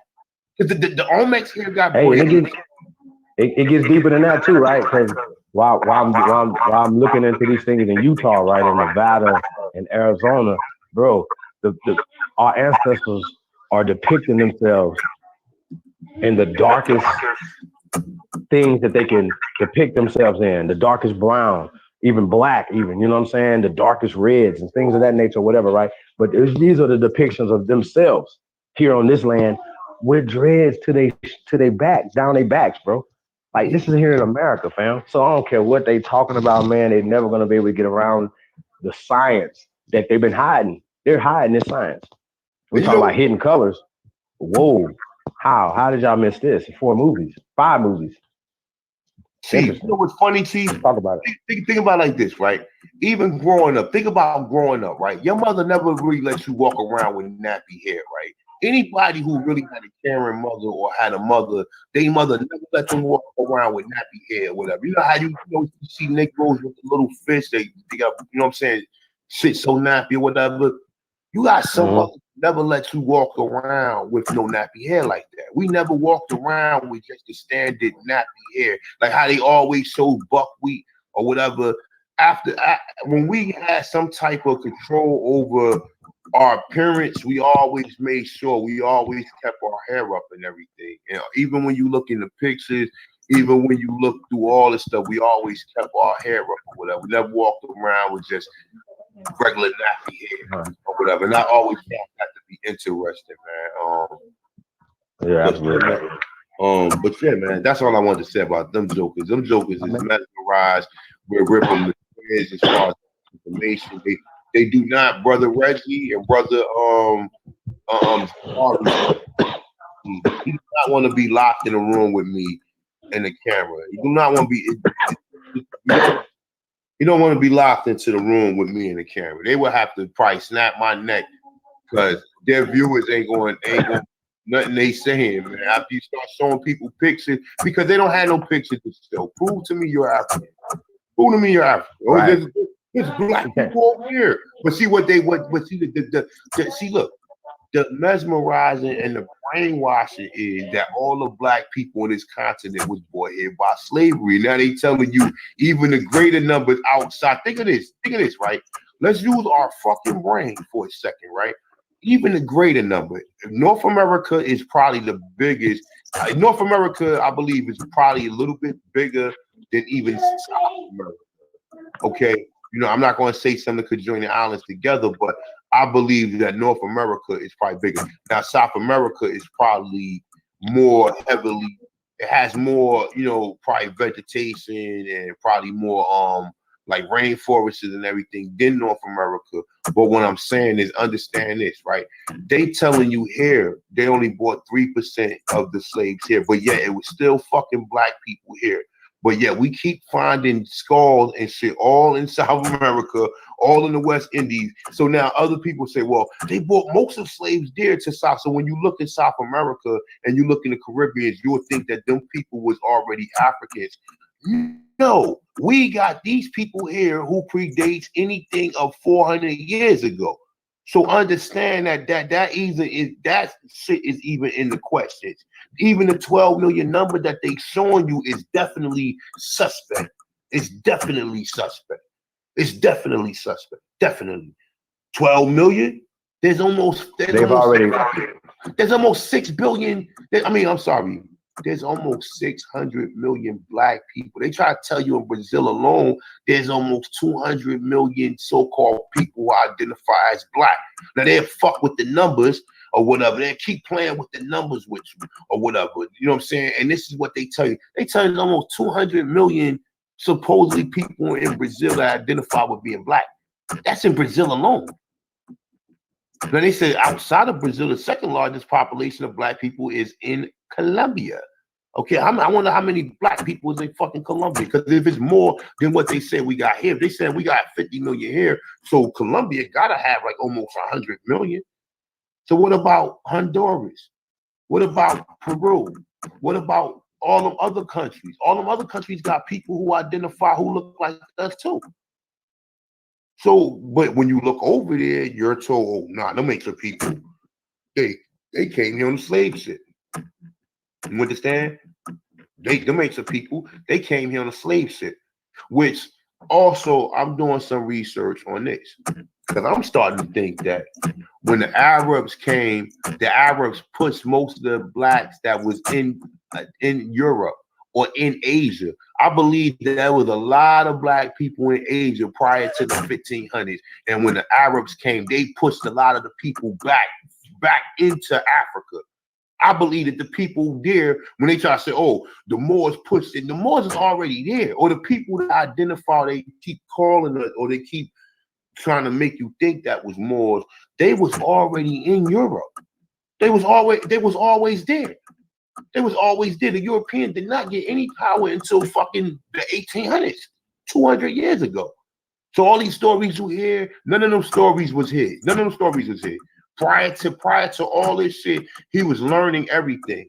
He was learning everything. And prior to we mating with them fucking European women to where the child or the mulatto got dominance, in which that's how this whole shit happened. You understand what I'm saying? According to that's what I believe, according to my research or whatever. But nonetheless, though, like I said, if you go to South America, you go to the Conjoining Islands, the biggest story is, some of them people don't identify with being African, or some of them people do not believe.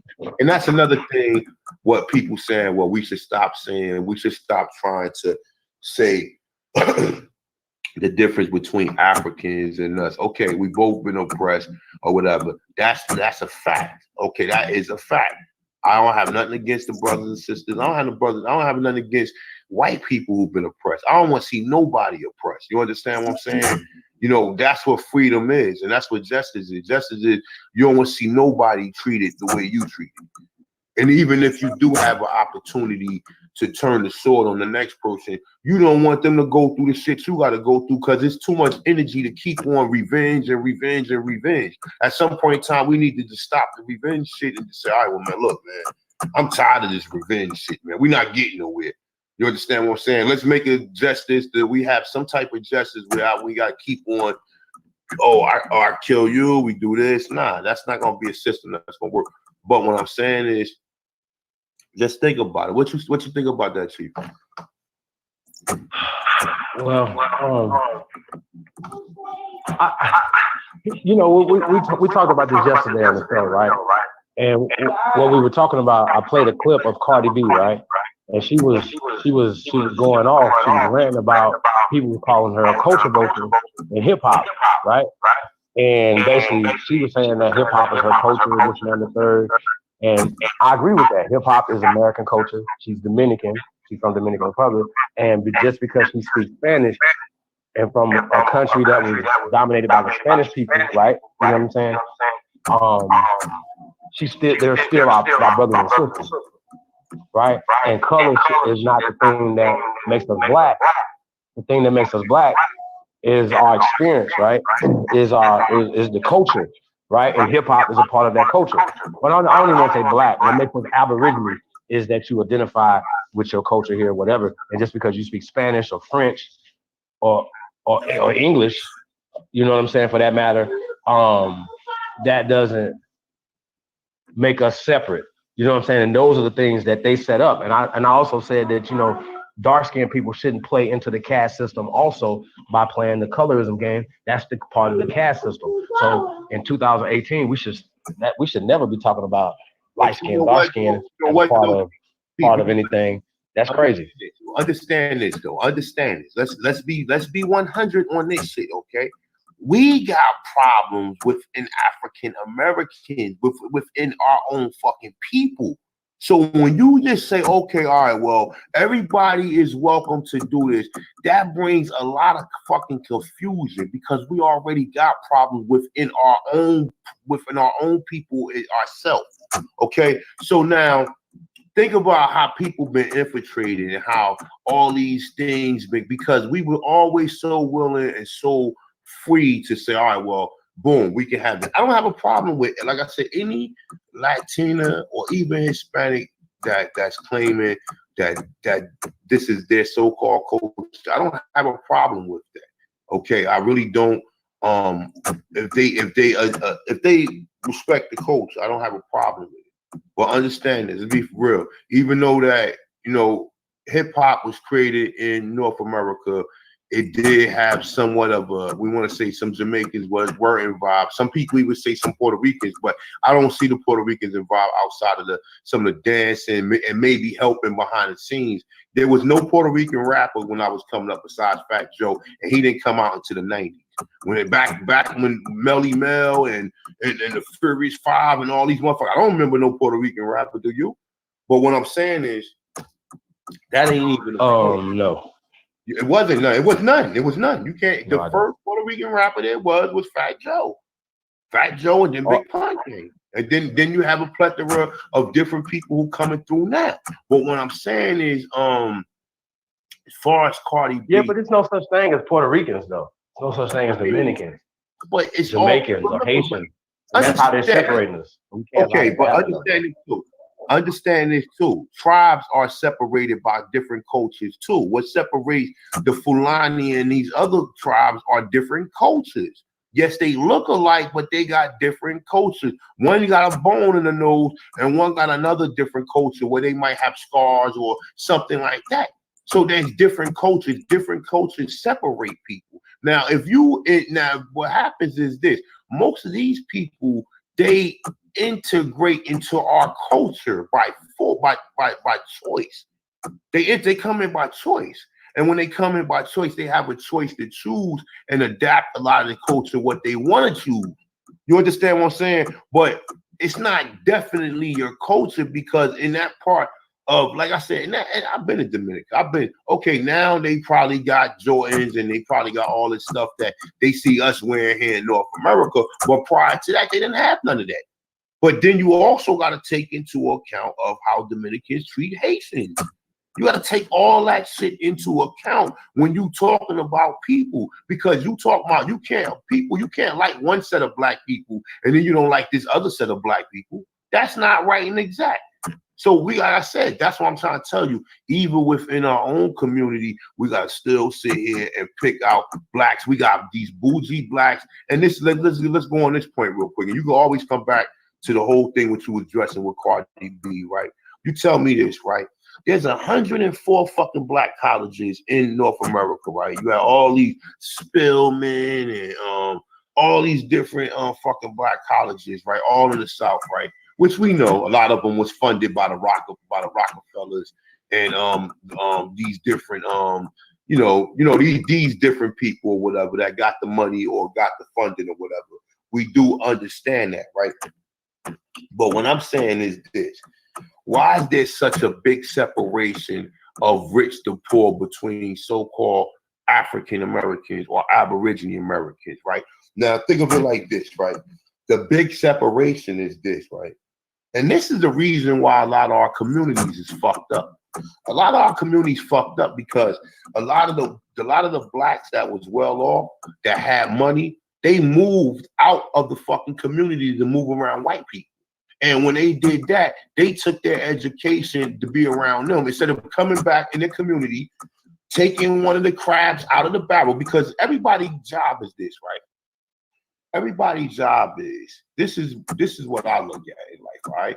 You gotta go back and take one of the crabs out of the barrel. You cannot forget about the people who you was rubbing elbows with, that you might have been boiling peanut butter with, or boiling bread, or coming next door. You got some sugar, Miss what's the name? That's how it was when I was coming up. You understand what I'm saying? But you had Negroes who was well off or whatever, who just moved out of the community. Next, you know, they moving, in the white suburban area or whatever, trying to be accepted amongst them instead of coming back, teaching their own people. And you know what I'm saying, and trying to uplift and build the community up. Now there is a catch-22 to that too, because you know how stubborn some of you fucking Negroes are. And even today, we even beefing over different people, ideologies and shit, right? So a lot of these so-called rich Negroes come back. Some of them do. Well, most of them didn't go nowhere because of the way shit was set up. Prior to before, most of the rich blacks lived around the poor blacks. But most of the poor blacks was robbing the rich blacks. So that's just a whole nother story, though. But I was just thinking about that today, man. That's the reason why my neighborhood looked the way it looked. Because, I mean, with a lot of government assistance, let's say that too, or don't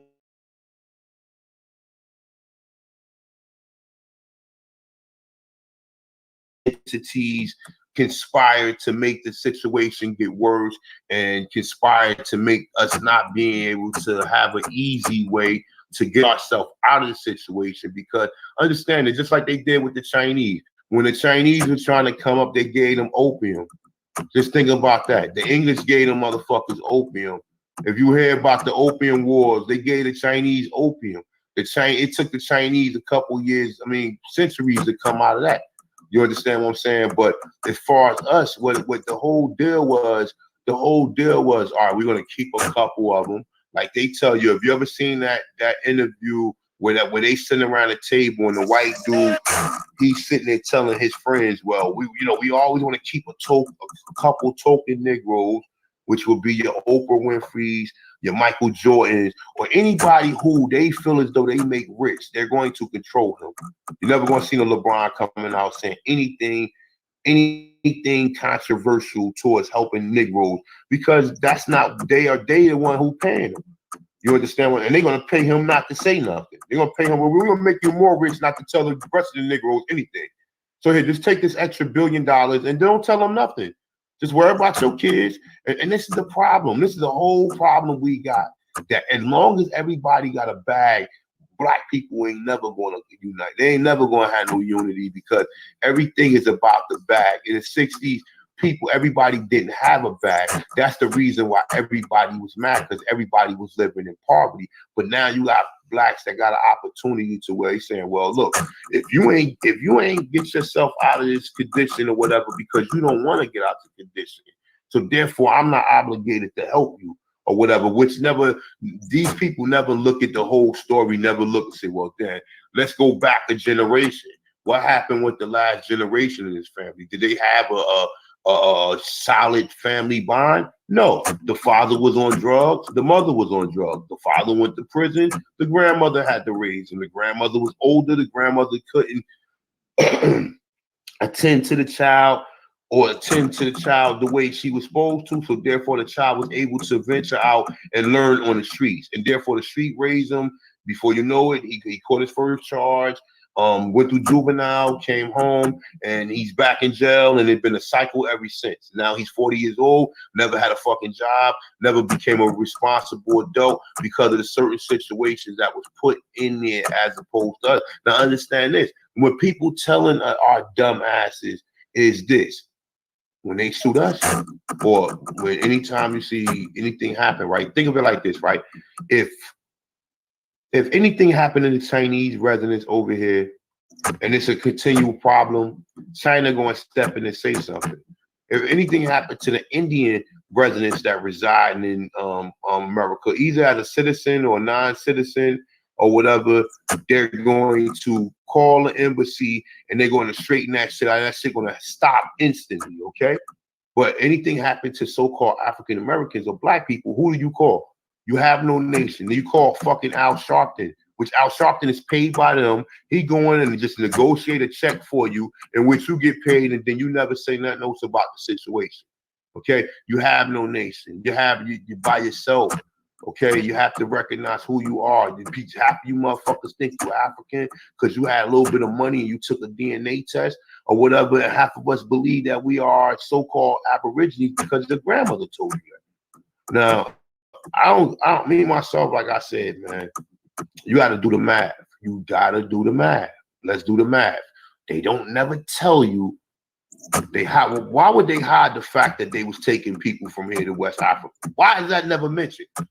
Why when Alex Haley made Roots, he didn't tell you about Squanto. He didn't tell you how they took Squanto from here in Massachusetts to England.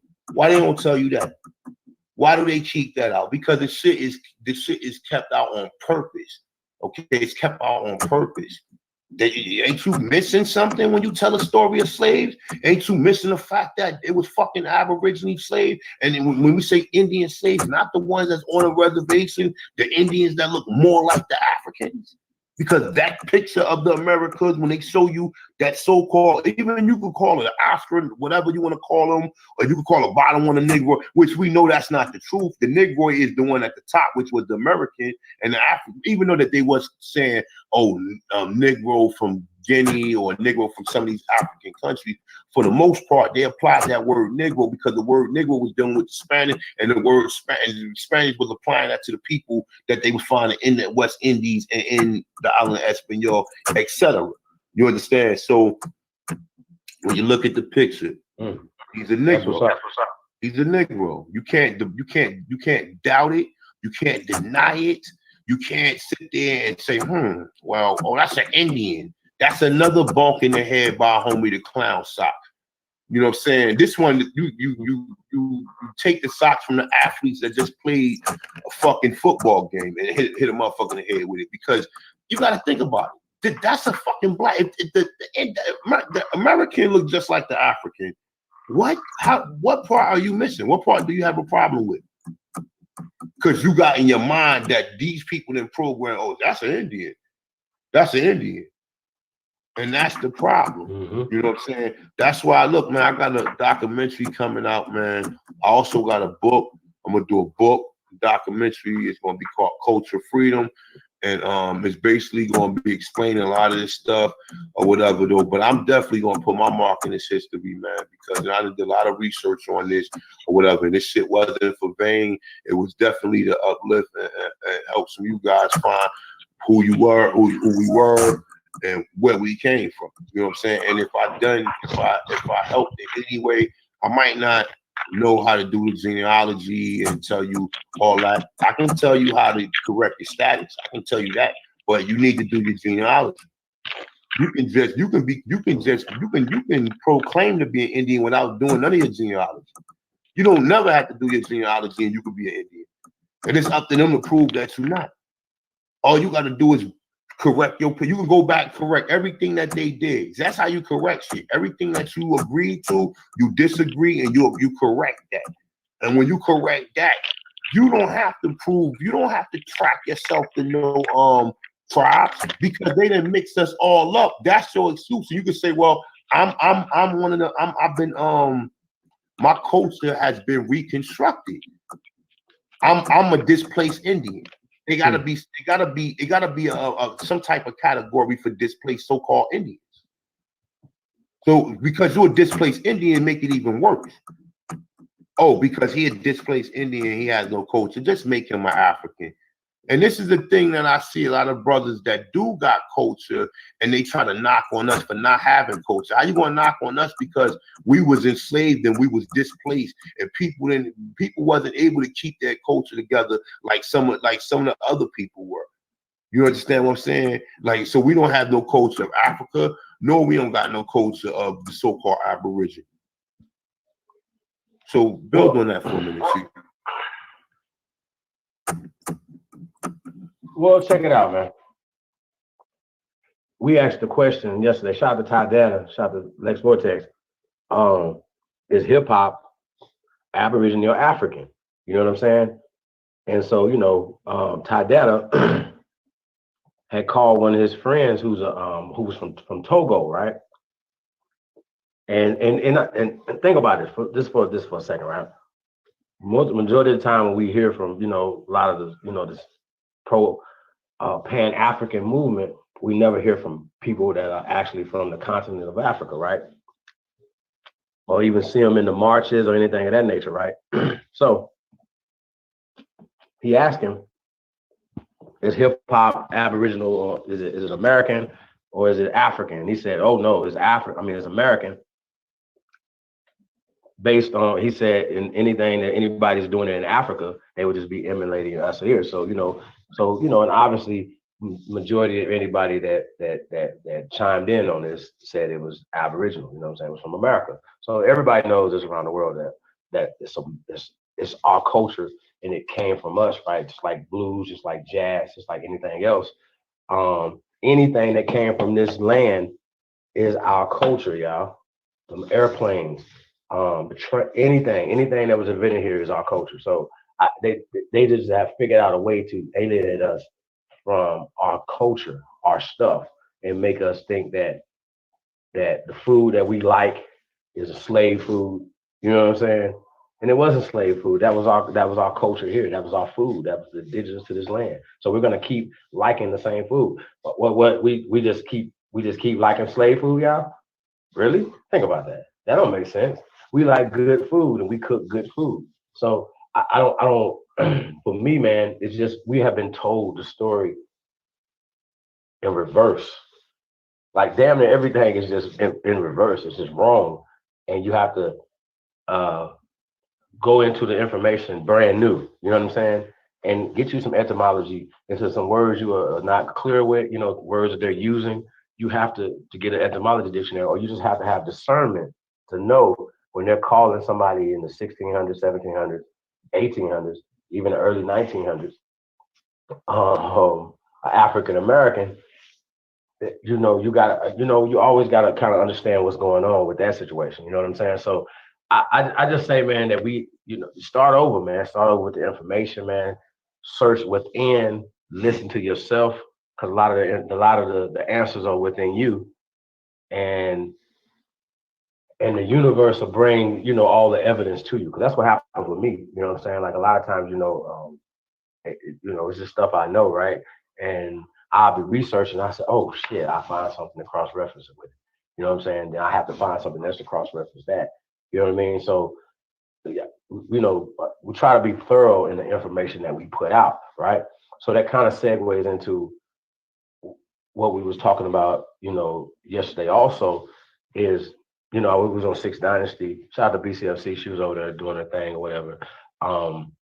But it was just so many people, and it's hard to get the information in, right? So I was trying to get the information into them, right? So we were taught the definitions, or to look up the definitions in school. They had never really taught us to really get into the origins of words. You know what I'm saying? The origin of the words that we were speaking for a reason. That's a reason for that, right? So when these guys were presented the 1828 dictionary on copper, for instance, you know, we had to tell them, well, it's not pale yellow or light, you know, red, and whatever they were saying that they were trying to say copper was, to basically say that us here, we're not copper, right? But they were using a newer definition that had been changed. So we went to the etymology of copper.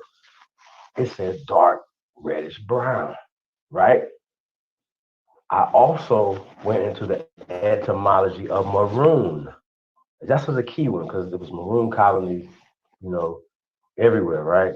And when we talk about the maroons, say in Jamaica, right, they like you to think that these people were shipwrecked from Africa and some shit or whatever, right? So they're actually Africans, right? Or they're runaway slaves that ran up or people that live in the mountains, right? Well, that's a newer translation of maroon, which would be dark, reddish, brown, which later was changed to chestnut. So if anybody knows what the color of a chestnut is, it's dark, it's brown, it's reddish brown. You look at the chestnut, you're like, yeah, damn. So the color now is chestnut, right? Which well, they changed the color went from maroon to Indian red, right? And they changed it to chestnut. But when we talk about maroon, right? Maroon translates, well, it later went into translation into Cimarron, right? And Seminole comes from Cimarron. Well, that means that Seminole comes from maroon family. It's the etymology of Seminole would be maroon, which would be what they were calling them in Florida, which would be maroons. So if you look up the maroon colonies in Florida, you will understand what I'm saying. So we're talking about Spanish-speaking people, right? So it's crazy to me when these guys say, "Oh no, you don't know what you're talking about with the maroons up there," and blah blah blah blah blah, whatever. But it was, and they were just basically depicting them as being Browns, the Cleveland Browns. Y'all understand what I'm saying? They're just translating shit. You know what I'm saying? So we got to do better, man. We just got to do better. And I guess putting this information out, you know what I'm saying, and squashing all the lies and things that have been told to our people, man. So, man, like I said, man, good work, man. Thanks to everybody, man, for really, man, for the support and everything that y'all do, man. All the guys that's coming up with new channels and stuff, man. You know what I'm saying? I definitely support you. I know the brothers support you too. So, man, anybody that's trying to do this work, man, we definitely salute y'all, man. Man, it's just, man, we living in a crazy time, bro. Like some of this stuff is super easy to dispel, right? It's just easy, man. It's like something like we talk about the bones, we talk about the artifacts, we talk about all this stuff, right? They could just be like, no, man, we debunked y'all, that's over, right? No, here are these bones in Africa. Her name is Kenya. You know what I mean? Here she go right here. She's this old. And it's just ironic that it's just crazy to me that they don't have no full skeletons in Africa, man, that go back to these time periods, whatever, that they can hang they African hats on them. You know what I'm saying?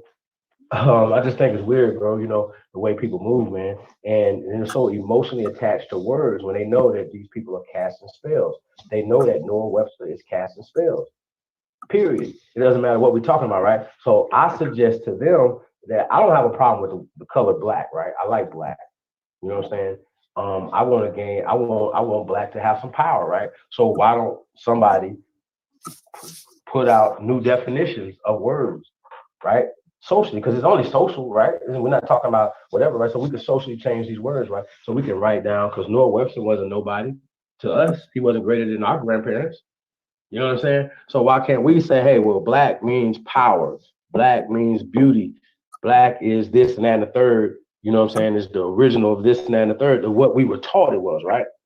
Because it was socially taught us to that, right? So that's why people are so socially attached to like black and black power, right? Now, bro, did you catch any of the 10,000 man march? Did you catch any of that, brother? Yeah, I caught all of it. Yo, man. So I'm glad you did, man. Listen, man. Them niggas is hot, man. I'm gonna say this, man. We just talked about the lawyer stuff and everything, whatever, man. There's no way that you could be a lawyer and still have your license and dealing with the bar association and say you're working for the people. That's impossible. So in Corny West and all these other niggas, man, they talk so hot, talking about all the stuff they were saying. I'm not. Why go in front of in Washington in front of the White House and talk crazy like that? Because you're acting. You're just playing. But you are the setup guy. These niggas are send off kids, man. They sending niggas off, bro. I don't like that. And that irks me. How crazy they were talking, though. Do you hear how crazy? I'm like, yo, I'm just thinking to myself. Look, I'm thinking to myself, like, I'm like, hold up. I'm like, look, man. I know you got freedom of speech, but I'm like, hold up. This nigga is wild. He calling Trump all these like I said, I'm not in no defense of none. I'm not in no defense of. I'm like, yo, that's 100 kind of what some of the stuff he's saying. But what I'm saying is, I just didn't get a good, like, I'm like, nah, this shit is some Asian shit, man. And they got all these niggas out here. But they're not gonna let you unify like that. You know, and I done heard too many stories about Malik Zulu Shabbat. I heard Steve Coakley. If I heard Steve Coakley mention him, some things about him, you know, trust him, that already made me suspect about him. So I mean, I don't want to put out some of the stuff that you know, some of the interest, because he was with Khalid Muhammad directly. You understand what I'm saying? If you do some research, you'll find out that he had some strange associations going on at that time. So even when I see him, I met Cordell West. Cordell West, the fucking Aborigine and shit, man, lying motherfucker talking about, you know, he talks about a lot of the Jim Crow and a lot of the racism or whatever. I bet you if I sat him down and said, Cornell, what did your grandmother say you was, nigga? I bet you that nigga like, man, I was a Cherokee, man. She said I was a Cherokee. But guess who said it? But my genealogy said I'm from West Africa. Man, he knows. Come on, man. That nigga older than Moses, man. He know who the hell he was around. He was around with fake ass Harriet Tubman, man. Fuck that nigga, man. He knows exactly all them old ass niggas know, man. Oh, did you see? Somebody asked about Brother Larry, right? Did you see Brother Larry in that mess he was talking about, bro? Listen, I'm about to destroy. I already destroyed, but I'm gonna rip Brother Larry again. Don't fall. Listen, let me tell you something. When these niggas come up with this we want to be Indians and shit. Just think about all the archaeology. Think about all the fucking research and all the shit that, listen, none of them articles or none of that literature that I read, I publish myself. So how can I find stuff that goes along with just exactly the shit we thinking? Even though we can research it, but we can prove it in we can prove it in pictures, we can prove it in literature, and we can prove it in anthropology and archaeology work. Come on, you can't make this up. You can't make this up. I wish it was that simple to where we could just make all this shit up like this or whatever. Brother Larry better sit his fucking Seminole Indian ass down or get you going down. He don't know who the hell he think he's because you know what? You don't want to admit that you've been lied to, that all these listen, if James Small said, man, I didn't want to say we was in, and then he lied again. He's starting to look like a fucking greasy motherfucker. And I fuck with James Small. Don't get it messed up though. But after what he said the first time just seemed so disingenuous, right? First he clarified, okay, it was black people here already, right? But like I said, when you dealing with these niggas, don't let them get away with how many people was here, Professor. Was it more Indians here than the so-called Africans born here? And if you hear them going to the story, well, you know, a lot of people died because of the fucking because of diseases. So the Africans survived, Professor. So the Africans survived the diseases, but the Aborigine people here didn't. That's when you pull a sock out again and bunk him upside his head. Like, sorry, Professor, bunk, because you're lying. So the Africans survived 100-foot waves, shackled up, people sitting on themselves, throwing up, defecating on themselves. You're living in all this fucking bacteria that probably would have created some shit that probably could have destroyed the world or whatever. And these people survived that shit. They made it off the boats. Then they survived the diseases by what the Europeans already had, while the Indians here died, or while the Aborigines here died.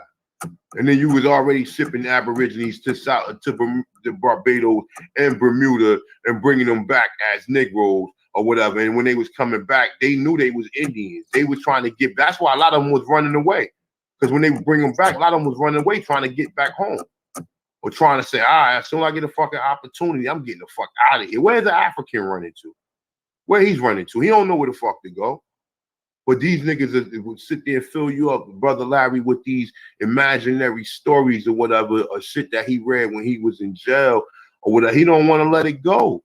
He don't want to let it go. Brother Larry is probably Creek, probably Cherokee or one of these tribes in which we call him whatever, or if he's said it. You know what I'm saying? He actually said it.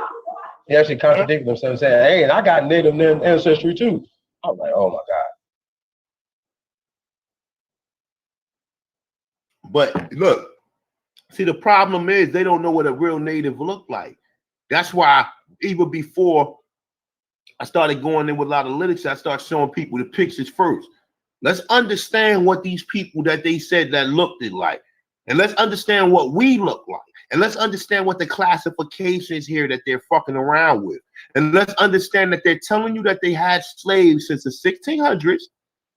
But in 1790, there's no Indians listed at all on the fucking census. Don't you find that a damn idiot? My little daughter can understand that shit.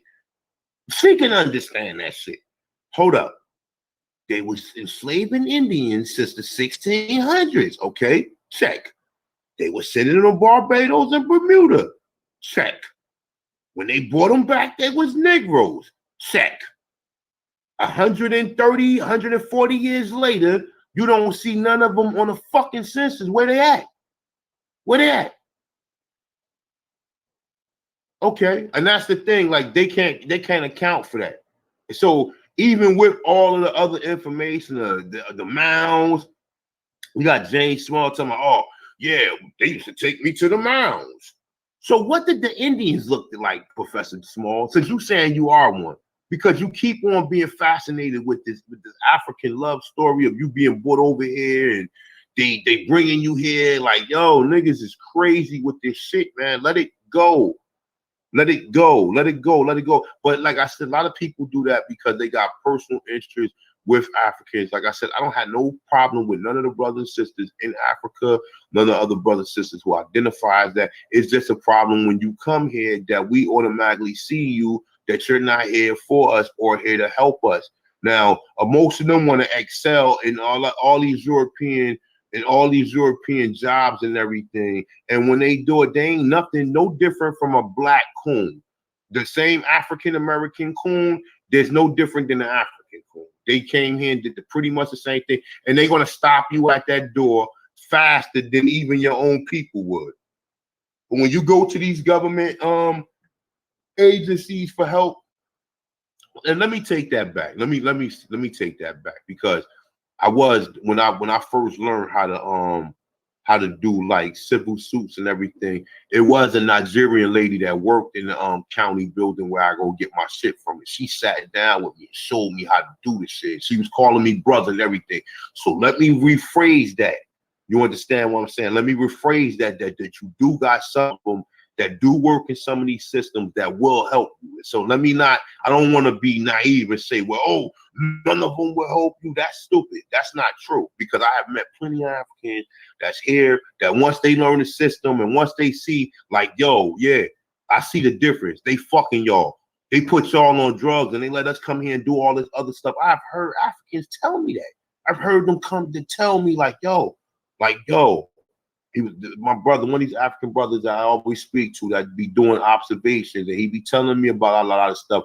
He be like, bro, everything you told me checked out, bro. They put y'all on drugs. They put drugs in your community. All of these inventions in this country was created from Black Americans. Why, and they suppress some of our minds. They let some of us excel. Meanwhile, some of the rest of us, they will only let us excel physically in sports and in certain conditions like that. You know what I'm saying? Even you say,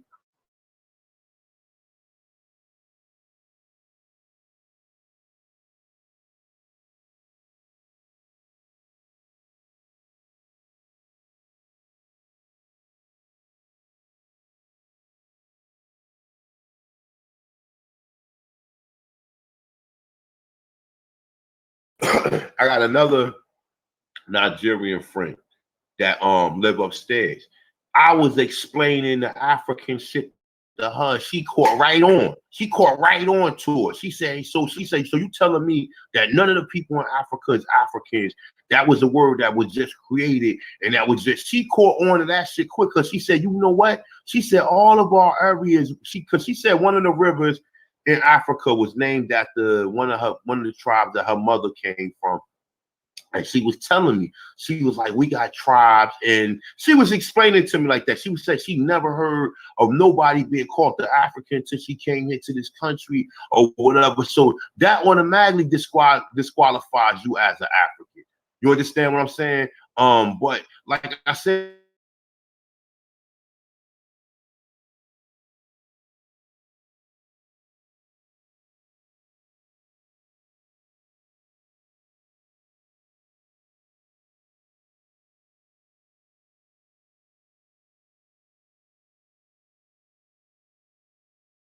never mentioned fucking nothing about no etymology to me.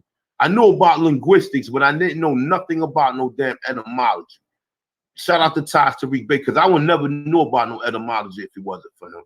But like I said, yeah, Facts. when you look up the etymology of Africa, you look it up, it says it got 2 definitions. It's 12 pertaining to European that settled in Africa, and then it said pertaining to Black Americans. And the funny thing about it was it said pertaining to Black Americans when sometimes the Black Americans being native to America. Can't make this shit up. You can't make this shit up. You can't. They put that twist there for a reason. They put that twist there to let you know for a reason. Not native, you was born here, but native mean you was. I mean, now we using the word a little different today.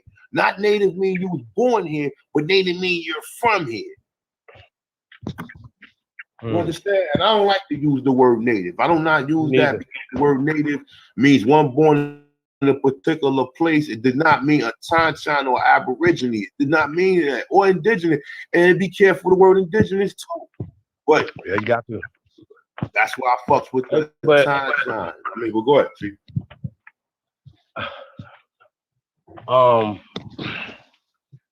Yeah, man, you know, man, we're gonna have to step a game up, you know what I'm saying, when it comes to you know, disseminating the information. You know what I'm saying? Shout out to Dane Calloway, man. He put out a great video today. You know what I'm saying? The video was dope. It was breaking down a lot of stuff, man. And everybody got their part to play, man. You know what I'm saying? And the work, the information that goes out, right? Now you can take somebody can say, you know, yeah, it was only 15, 20-minute video or whatever, right? But now you can go take that information and do your own research and do a little bit of further research on it. That's all, you know what I'm saying? And I think that's a dope thing. A lot of people's attention span is not that great. So,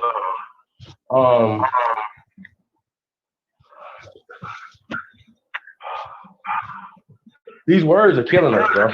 They really are. I don't know what else to say because when you just look at like it's just interesting. You just said that you went through all the classes and things that you went through, right? And they never said nothing about etymology. Me too. You know what I'm saying? I don't know. Maybe anybody else that word etymology word. I didn't hear that word until I was fucking 34 years old. When I first heard, and then he kept saying the etymon. What the fuck is the etymon? Then I started looking it up. And then I grabbed me an etymology dictionary, and then that was it from there. Now everybody talk about etymology, but don't know who the first people who put it out there. When none of these motherfuckers talk about no etymology. None of them.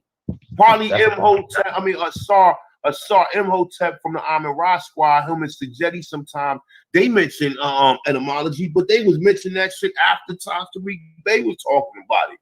You understand what I'm saying? So, like I said, I derive information from people. I don't care what their personal belief is. If it's something that can get me through, if I can read a Hitler book and there's something in there that can get me through to help me through my life or whatever, I'm definitely going to derive that information from there. I ain't going to use no prejudice because most of these people who do and do have to shit to you, they don't have no prejudice with some of the people who they learn from. They don't say, well, I'm going to stop learning from this people because this person done this or this person done. Nah, I need to understand, even if that's your enemy or the person you that's your opposer or whatever, or, you know what I'm saying? You need to understand the mind of your opposer. Was the mind of my opposers one that was a slave mentality? You know what I'm saying? That's easy when you study some of these groups or whatever. When you study some of these groups, do they check out to be the same story in which you're being told? Do some of these groups have the doctrine of them trying to enslave you or do something shiesty to you? You got to understand that on your own. You have to look at some of this stuff on your own. Like one thing we all disagree with Pan-African, because Pan-African is basically deceiving us because we're not Africans. They're not Africans. You understand what I'm saying? And then you saying Pan-African, you trying to make us, and the only people who practice in Pan-Africanism is motherfuckers in America. People in Africa ain't practicing that shit. They don't know nothing. Probably maybe Matrice Mamanga and some of them other freedom fighters over there. Maybe some of them are, but for the most part, the ones that come here ain't practicing that shit. They practicing fucking Federal Reserve notes with Andrew Jackson, Benjamin Franklin, and Lincoln, and Washington, and Grant, and all of these other motherfuckers on it. You understand? I mean, with some of them people had part to play in your demise. Ulysses Grant. What part you think he played in enslaving and killing Indians? Andrew Jackson. We already know what he did to the freemen. You understand what I'm saying? We already know what he did to the freemen, but they will make you honor him and stand up to him and shit. Like, nah, that motherfucker made some of our ancestors and made some of the people lose their fucking connection with who they was because of the fucking racist practices. And I bet you if you look back far enough, you probably find out he probably was in the KKK. You understand what I'm saying? Because he probably was working with a lot of the militias in the South or whatever. But like I said, man, when you go down a rabbit hole, the shit is not pleasant or whatever. If you understand it, you cannot. There's no proficient person who putting this out. So you have to derive a lot of information from other sources of people who might not have the same opinion that you have in certain thoughts, man. You know what I'm saying? But sometimes you gotta basically you just gotta be a thinker at that part of time, man. Like I said, I went through these scholars like Armin Ra Squad, scholar and all this, that, and the third. I went through a scholar. I never knew, they didn't teach me nothing about fucking etymology. And I presume it to be a good university. You understand what I'm saying? I knew nothing about no damn etymology. You know, even though I knew, let me be straight, even though I knew about etymology before I went into that particular setting, you understand what? Because I went back to school probably about 8 years ago, maybe about 8 years ago. I went back to school about 8 years ago. I already knew what etymology is, but what I do is I just listen. I seek first to understand, then to be understood. So I sit back a lot of times and listen and see what people, because you don't have to ask a person what they know. You ask them what they, all right, let me say, you don't have to ask a person what they don't know. They'll tell you what they don't know through what they know. You understand what I'm saying? If you ask them what they know, they're going to tell you everything they don't know through just that little conversation right there. If you sit there and you word the conversation, you word it right and everything, they're going to tell you everything. You understand what I'm saying? That's what a lot of these different phases is. That's why I study everybody.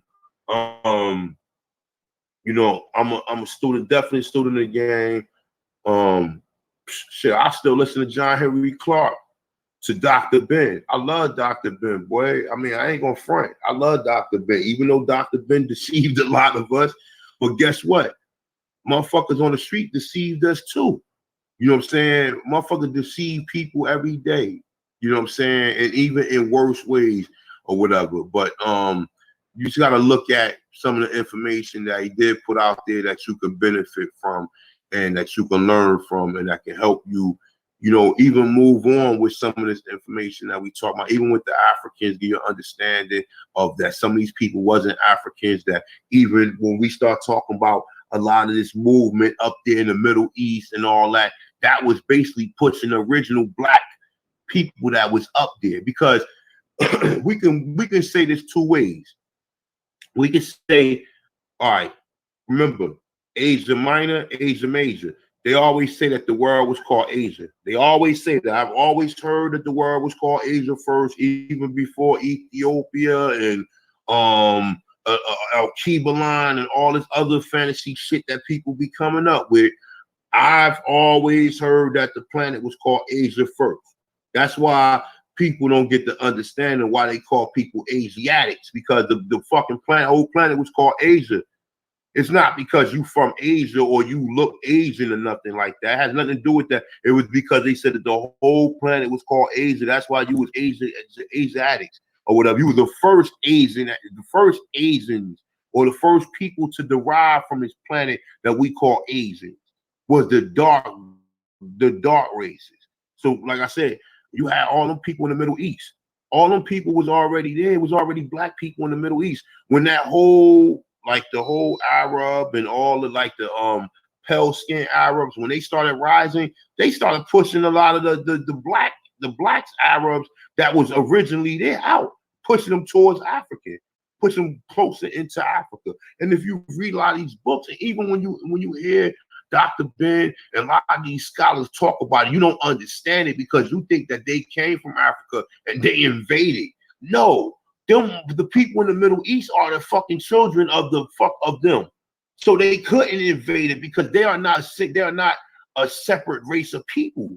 They only derive from them having interracial or intercourse with fucking Caucasians. Now, even at the same time when they was having intercourse and these racial relationships with these Caucasians, the Caucasians still wasn't in power. They got through power through fucking with them. So, I mean, you gotta brush up on your science, man. Or maybe that's just the way I see it. Maybe some people will never see some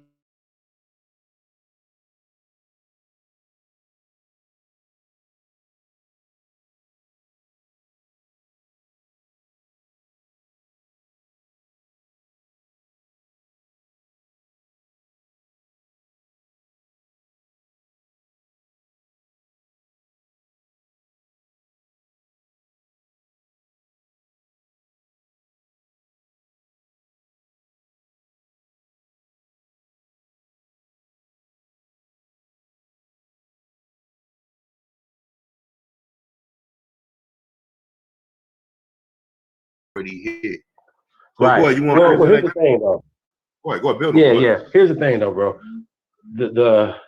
The numbers have been revised based on the slavevoyage.com and the ships and things. So they have revised them down to about 4 million total so-called Africans coming to the Americas. And they also have revised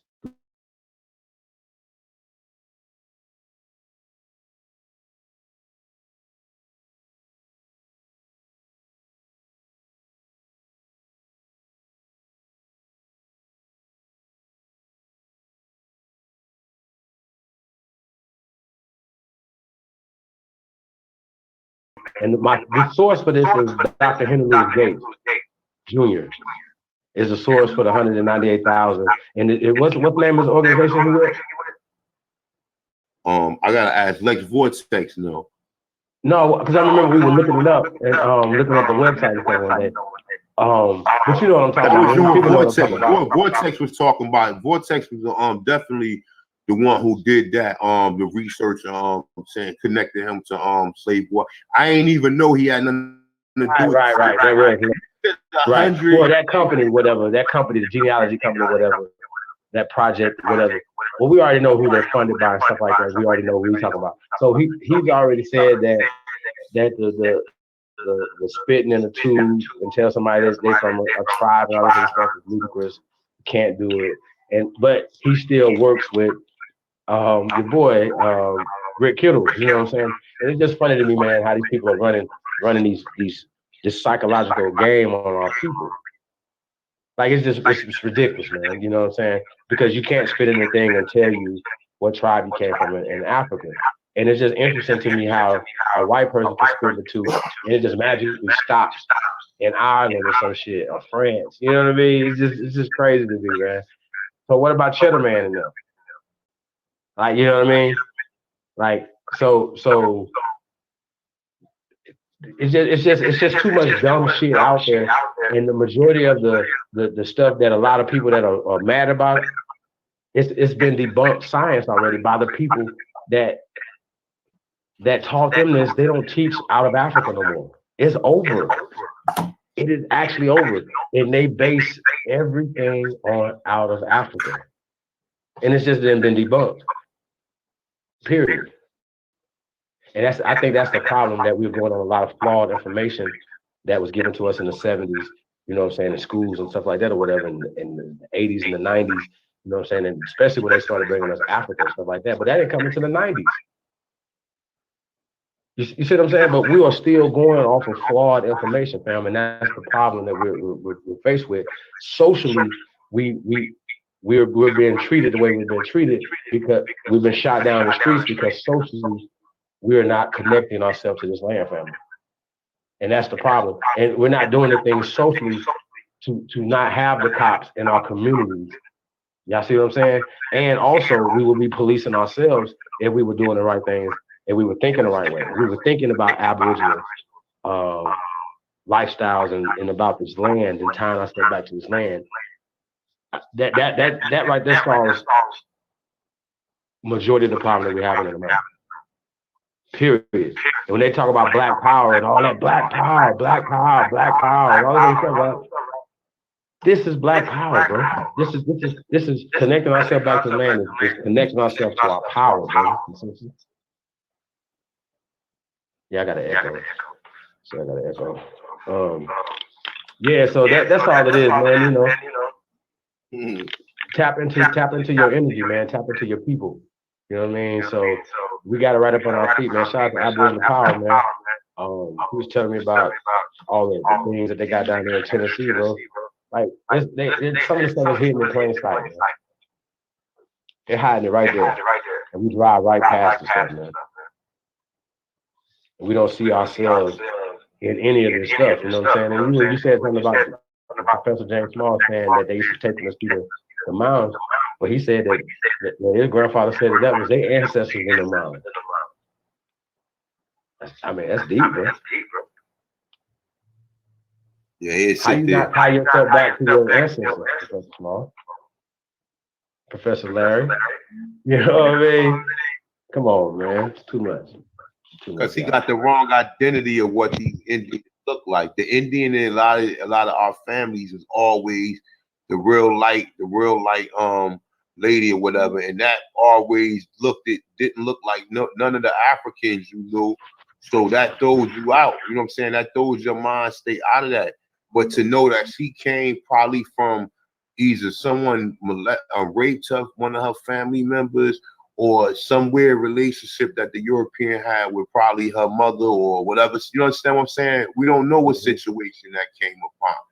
So when you see light-skinned people or you see people of lighter hue, you don't know what situation that they came, especially if they poor. You know what I'm saying? Because you see some of these light-skinned people or something, you know what I'm saying, and they come from these rich families, you know they could probably be talented 10 or Boulay or anything in that way, you know what I'm saying? And it don't always mean that neither, you know what I'm saying? But most of us we don't look at the dark-skinned lady in your family as the Indian or whatever, or even if she had long hair. You always say she had long hair, and we always equate long hair to being good hair, because understand this. You see how short African-American women hair grow? Their hair grow very short because they don't take care of it. And then they put them perms in, the perms break the ends off, and their hair never grow as long as they want it to. Because the only way your hair gonna grow is by you keep moisturizing it. As long as it's dry, it's gonna keep breaking off. You gotta keep it moist. You gotta keep it moist. You gotta add oils to it for it to maintain. The oils protect it from breaking off. You understand what I'm saying? So that's the longer your hair gonna grow, you gotta keep oils and keep shit in it. You understand what I'm saying? So for your hair to grow down your back means you had to take care of that. That ain't nothing where you just felt like, all right, well, you just do your hair, wrapped it up some way and left it wrapped up for weeks or whatever. Nah, you had to really take care of your fucking hair. You understand? People took pride in their hair. They took pride. Men love women with long hair or with real hair that they could rub on their hair. You know what I'm saying? Like you ever meet women love men to play in their hair. They love that shit. I mean, for the ones who got natural hair. I ain't trying to take a crack on the women who got, you know what I'm saying, who might have extensions or who might be wearing a weave or anything. But women who got natural hair, they love men to play in their hair, yo. That shit really turns. I mean, I'm not trying to be going another direction with this, but as far as women, you know, women who got long hair or got real hair, they like guys to touch. And then certain men, they won't let certain people touch their hair as well. The person who they let rub their hair has to be somebody close to them because they're not just gonna let anybody rub their hair. You know what I'm saying? Like you see the thing with Sage Still or whatever. The chick from ESPN, the white dude, what's the motherfucking name? Sean Connor. What the fuck is his name? Sean Chat. I forgot his name. He's a UFC star. He grabbed her hair or whatever. And you know what I'm saying? Man, if he would have did that shit to that other girl, what's the other? I don't know if you ever see the other girl on ESPN. What's her name? Jalita. She got a Negro name. You ever see the black girl be on ESPN? The other one, not Jamel. Not Jamil, the other one that be interviewing them. She real pretty. She be having like fake eyelashes on and shit, but she got a Negro name. You know she a real Negro. You can tell because she be up there sometime. Like she ain't really no coon. Like she just one of them pretty. Like one women think she pretty, but I've heard her get into her Negro real stance. She get into her Negro stance on certain issues or whatever. That's why they don't like to put her up there and let her talk a lot about like or where she can think her opinion, but I forgot her name, man. But nonetheless, though, yeah, he grabbed her hair, whatever, though. But yeah, women if they don't rock with you, they're not gonna let you touch their hair. They're not gonna let you. They ain't gonna let any nigga or any dude just touch their hair, playing their hair. You know what I'm saying? But women who do have real hair, they do like that shit. So, but go ahead, see.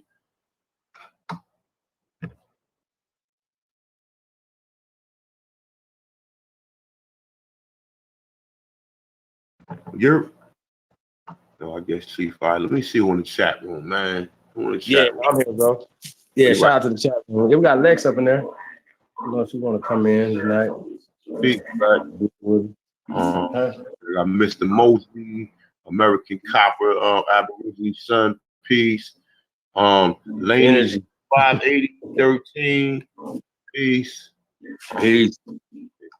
Same Vortex, Peace, Vortex again. DOT. Peace. But the call, peace, call.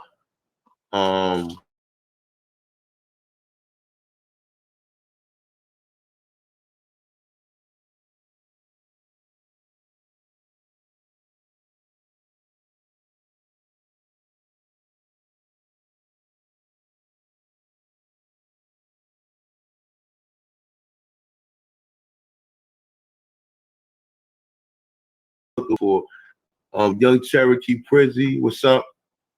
Aya, I guess that's how you pronounce.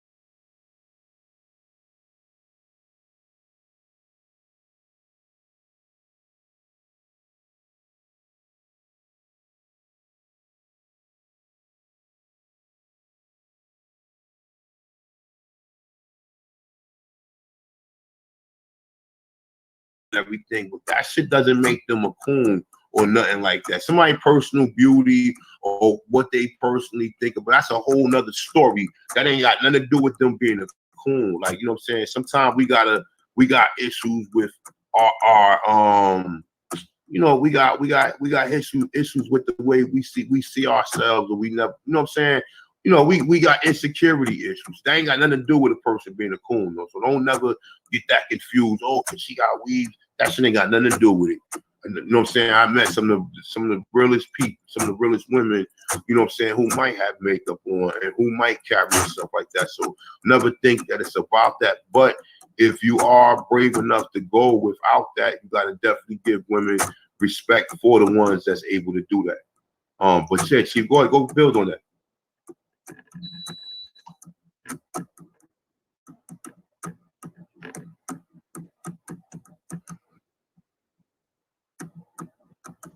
Yeah, man. Shout out to the family, man. We got Nikki Candy just stepped in the building. ASU Brave 3, peace to the tribesmen.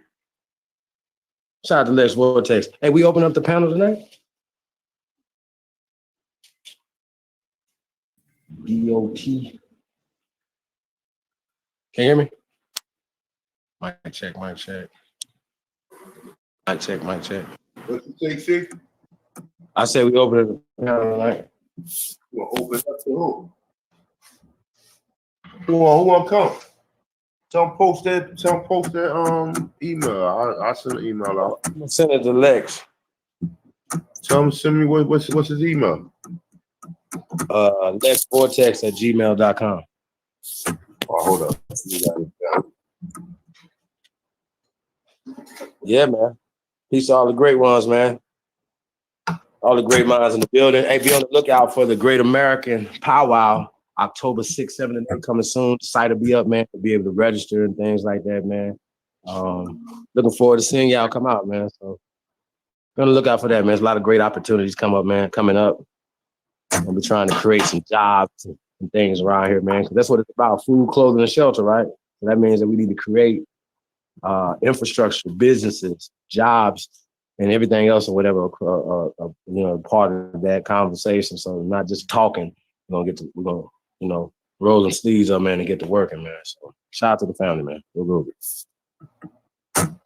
Yeah, I just sent that to Vortex. If you want to come through, I send it to him. Just check your email.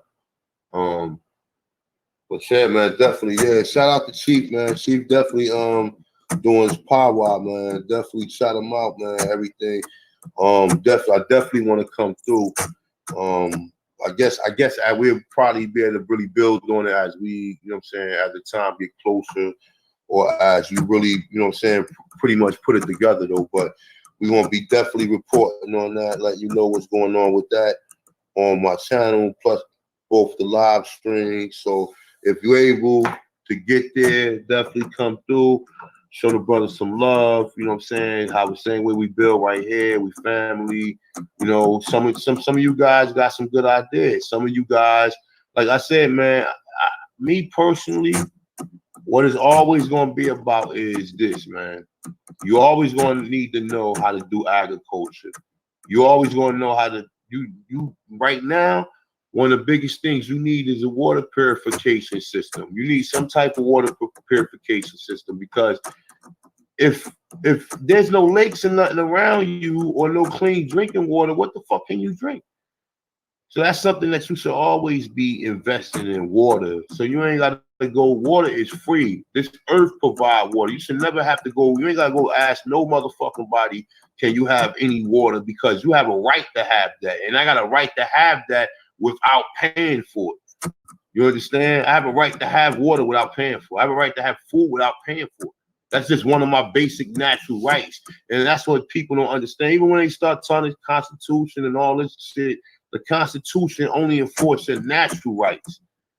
See, natural law subsides any of that shit.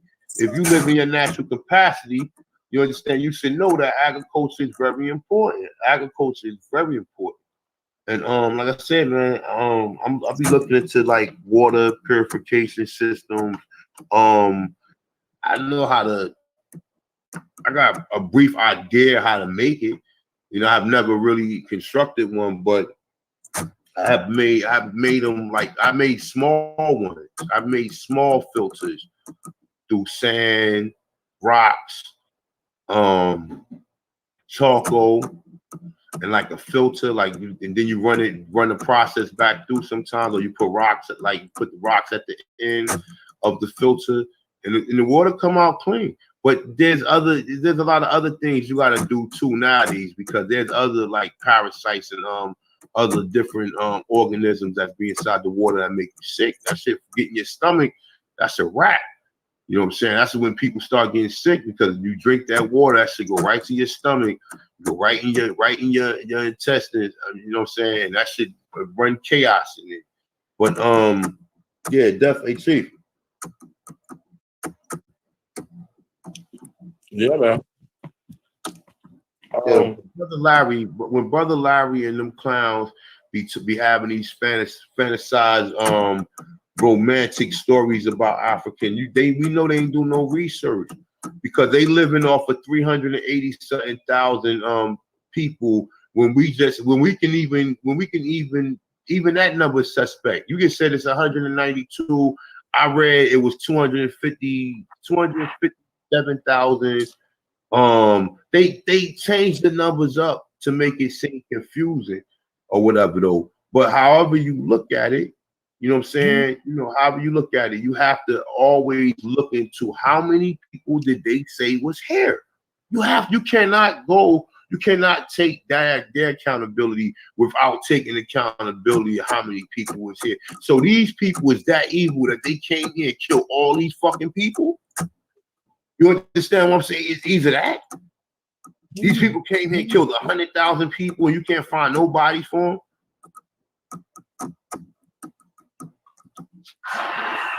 Or was a lot of them sent abroad? They said it was more people sent out of here than people brought here. So then what the fuck do that tell you? They telling you, so if they telling you that they bought 380,000, and Chief said sometime the numbers vary or whatever. They telling you they took millions of people out of here to Europe and to fuck. That'll explain why the people in fucking Europe and London and all them look like us. You know what I'm saying? I mean, that will give some explanation to that. Because like I said, I always looked at the people in London and all that. Them people always looked at just like us. And how you can tell a lot of us is by the eyes, man. Our eyes is different in America. Your eyes is different from a lot of these other like areas or these other countries. You know what I'm saying? Certain parts of Africa, they produce people who got these same like you know what I'm saying, features, or like, you know, if you look at American Aborigines, you can look at our eyes. Our eyes is set up a certain way. And the same thing when you start seeing people over in London or whatever, that's how you know that's your people.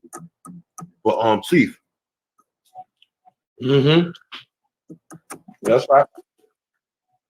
Yeah, man. I don't know, man. I mean, okay. So we know that Hollywood is in bed with the educational system, with the government and everything, whatever, to put out certain imagery, right? No, everybody that's so-called in the Black Power community would agree to that. But they still take the depictions of Hollywood and the books that are given to them by these people as gospels, man. I think that's weird, man, for people to say, yeah, man, I'm a believe in and practice Darwinism and eugenics or whatever. That's weird to me. And at this point right now, I think our people definitely need more than the eugenic talking points that these people are bringing forward. What do you think about that?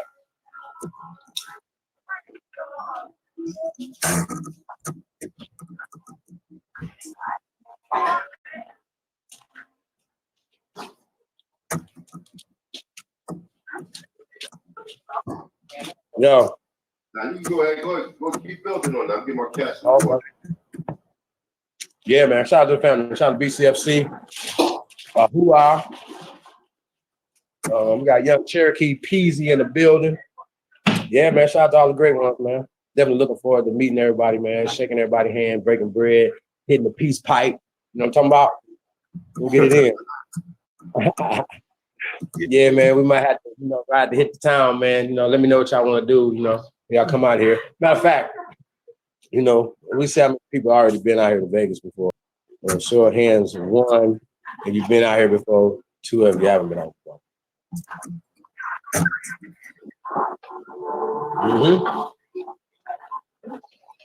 Hey, yo. I mean, you can come out here and do everything, man. You want to go golfing, you know what I'm saying? Horseback riding, skydiving, race some cars, strip clubs, cannabis clubs, just chill out in the pool, you know what I'm saying? Get some sun, you know what I'm saying? That's what we do. We got a couple pools up in there. Yeah, hey, and see the people, the people with the ones,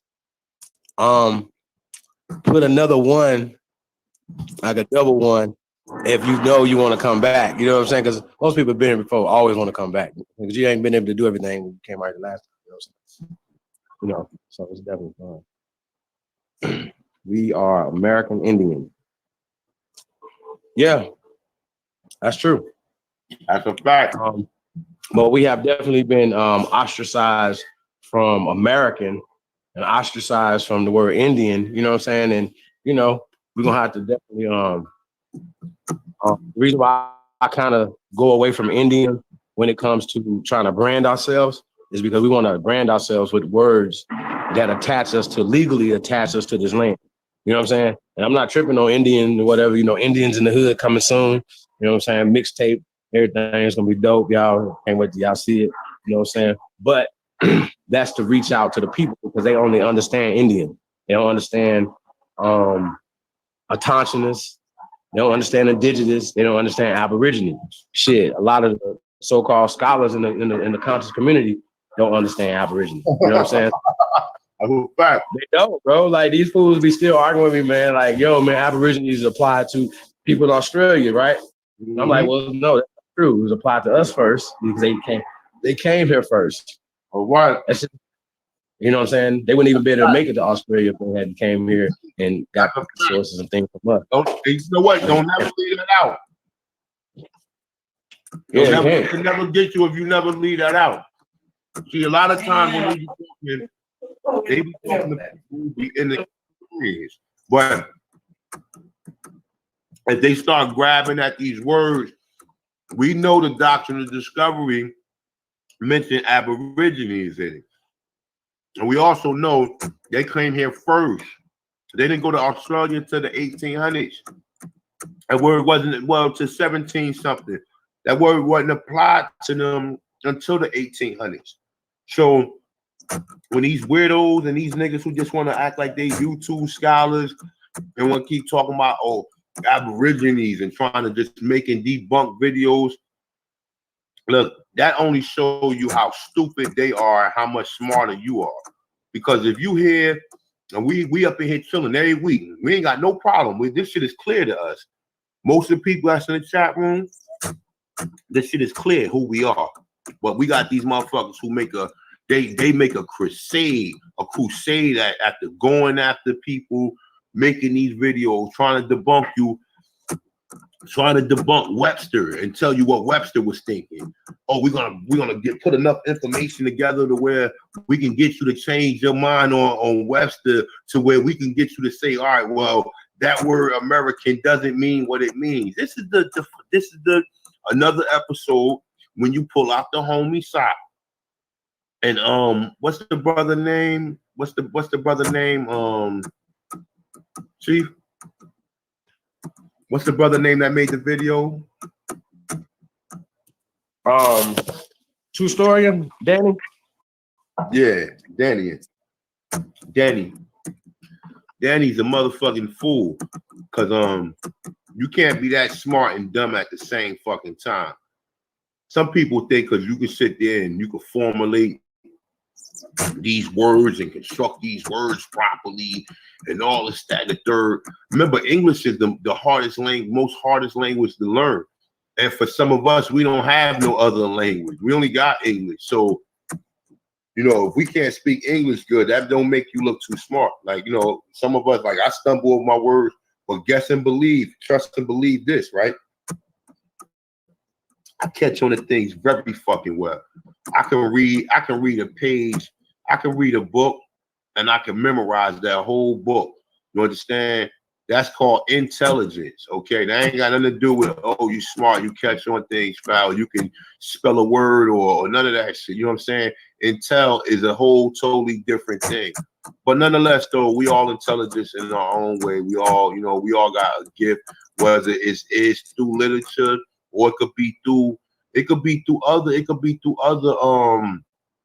things in which we interact with one another. So it don't always gotta be graded. Oh well, you're good at literature. That makes sure some motherfuckers ain't even good at that. Some people who proclaim themselves to be so smart and so educated, they can't catch on to what the fuck we saying.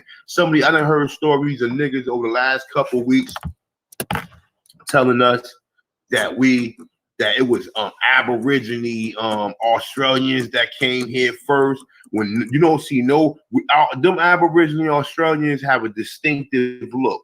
None of us look like them. None of us. No Black American look like none of them Aborigines. And I'm not trying to say that to say something wrong with their with their you know what I'm saying, with the way they look or nothing. I'm just saying none of us look like them. Okay, and I'm quite sure anybody who you could look at one of them and say, well, then I never seen no Black American that looked like one of these Aborigines from Australia. So that's not the fucking truth. That's not, you know what I'm saying?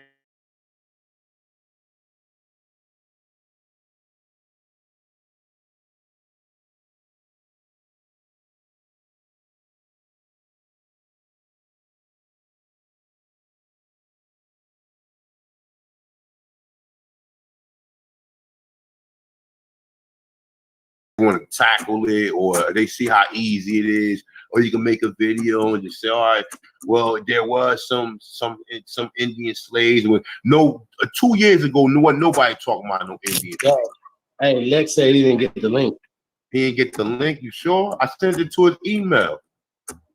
I don't know how you guys be checking it, but tell him you got to go on your email and check it. Let me try. I'm gonna send it again. Is it Lex Vortex? Man, shit came right up and I put it in. Yeah, that's what I'm saying. You probably already have it. Lex, check your email again. Email, right? Yeah, if not, just send it to me and I'll send it to his other email.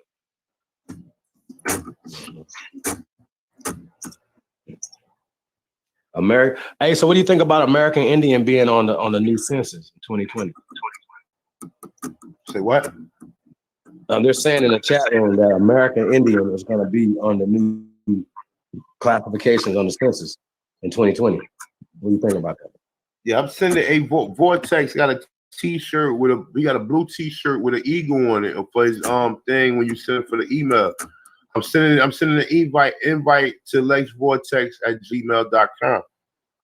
You said American Indian. Nah, I'd rather Aborigine American. You ain't gotta even put the word Indian. Put Aborigine American. Speaks for itself. First inhabitant Americans.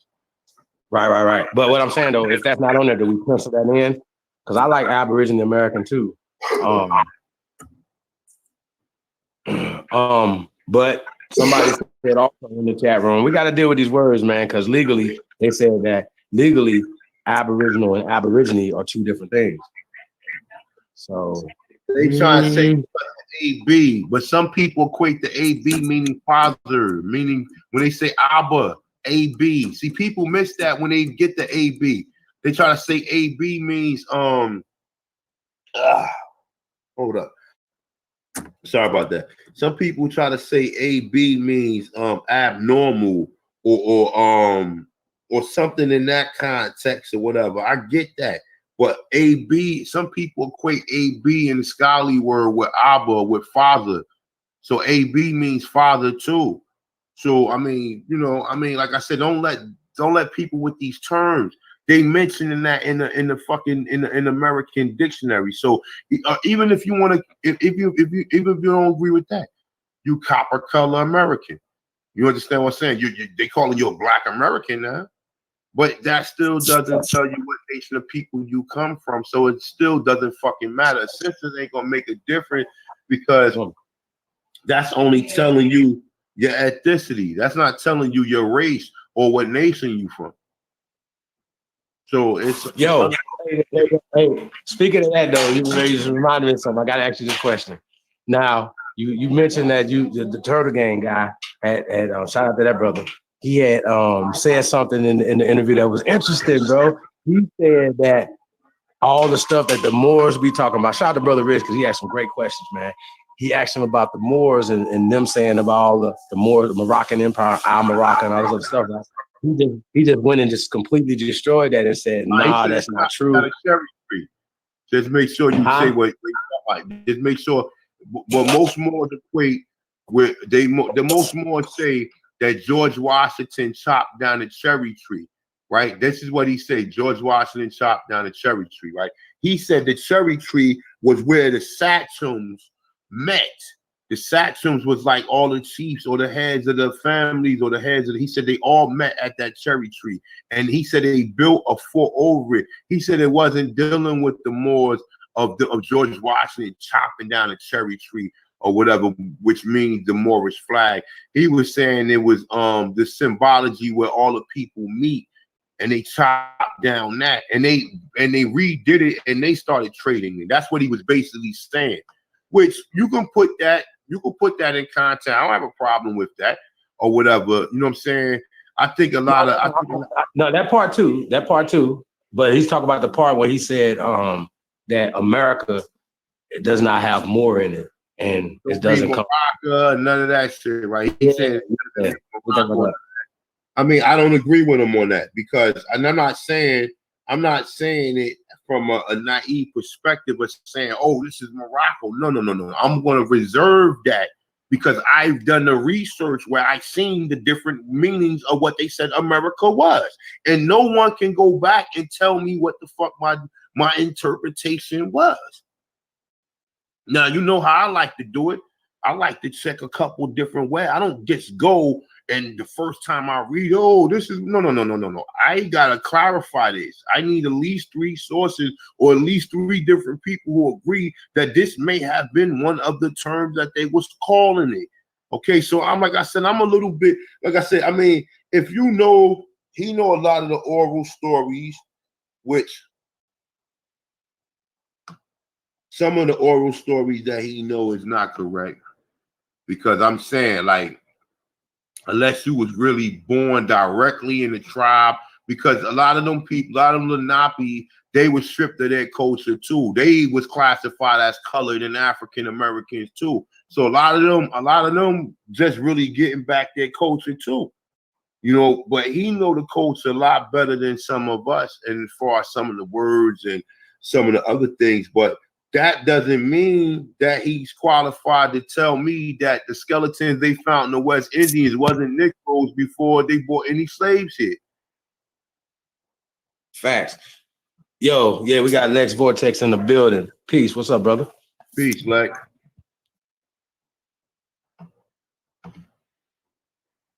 You're Peace. 1 second, y'all. Yeah. Shout out to BCFC. She going in the chat room, man. Hey, but she says that we were originally called American Indians before Negro. That's true. Several times before African American, before Negro, and one of the names that we were classified was Black Indians. So she is absolutely correct when she said that. And so they use Black and Indian, Negro, all interchangeable as the people that they were. Let's just say, okay, when we just talking about the 13 colonies, it was only 13 colonies of people. So they're giving you the census from the 13 colonies. But as they go on and on in the census, they gain in more territory from the French, from the Spanish. So now you're dealing with the Spanish Negroes as well as the French Aborigines. You know what I'm saying? And you feel me? So you're getting different languages and different people. So now they'll say, when you heard somebody say, oh, my grandmother said that when they seen some people come in or whatever, you know what I mean? Or great grandmama said this story, right, was passed down to them that they spoke in the different language. it was just either Spanish or French. You dig what I'm saying? You know what I mean? So because we're looking at time periods, and a lot of times when these guys are giving us time periods when they're only coming from an 1800 time period. You know what I'm saying? This is the time period when the science and all the racist things that they used, to subdue just the earth, man. You know what I'm saying? To scholastically say, yeah, you know what? You guys should rule over us, and you guys should do these things, because guess what? It's right here in this book that says that the inferior, that we are inferior. You know what I'm saying? These things, whatever, based on cranial sizes and all this dumbass shit that they were saying. You know what I mean? These people have to explain all these artifacts and all the stuff that's here in America, bro. You're not gonna be able to explain that. It's just in North America. You're not gonna be able to explain it. You're not. You're just stuff that's still standing, man. After all these years. Yeah. You know, Chief, what you saying, what you talking about, I ain't trying to cut your wisdom, but just think about this too, right? Even when you look on the census, right? A lot of them Indians that's counted, we can look at this in two different ways. They could either be the people that was on the Oklahoma reservations, or they can be the people that as the Emancipation Proclamation is coming out, people now are starting to claim what they are. And they starting to claim that they coming out of that Negro status because they remember who they were. Remember, if people was living to be 100 years old, you had somebody in your family who was 100 years old who remember at least two generations of people. That 100-year-old person remembers somebody who was here in the 1600s, because he might have dealt with his grandmother, who might have lived to be of an elderly age, up to 90 or above.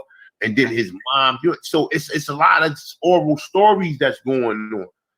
That's the difference. And then like think of it like this, right?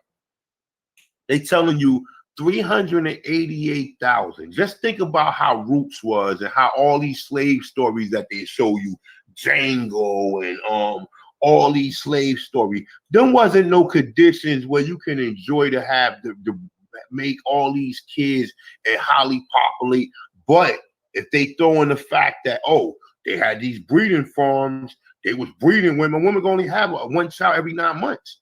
So, I mean, and then think about it. They brought more men here. You would have to find equal amount of women. That means it was an equal amount of men here. It doesn't make no fucking sense. And it's a fucking lie, because how do all these people will be populated when people was only living to be a certain age when they was in bondage? But remember, we found slaves that was living to be 100 years old in the 1800s. So, like I said, man, it's a lot when it comes to this. When it comes to the history, you got a lot of people that's going to throw a lot of stuff out there to deceive you if you're not studied. If you're not well studied, you can't find a way to, you know what I'm saying, to counter that. Build that, fellas. Yeah. What's up, Lex? Lex back in the building. Yo, what's up? Peace to everybody, man. Building. Peace, Lex. Yeah, I'm just kind of tuning in, checking out the build, man. I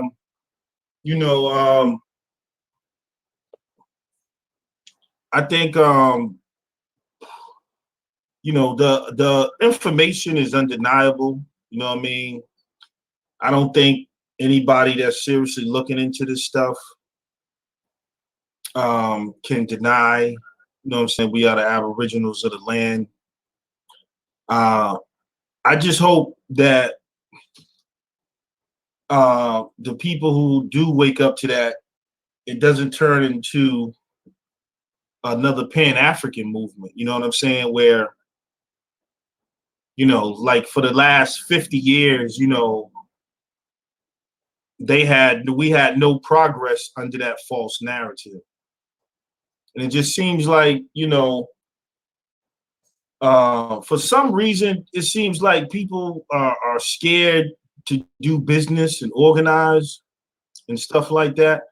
And I'm just saying, organize with something, you know what I'm saying? Whether it be a small groups or, the 5,000 elite might not be for you, the old McNate, but, we got to get together and organize, man. Whether it be you and your little 5 people, whatever. And then you can then you can cooperate and work together. You know what I'm saying?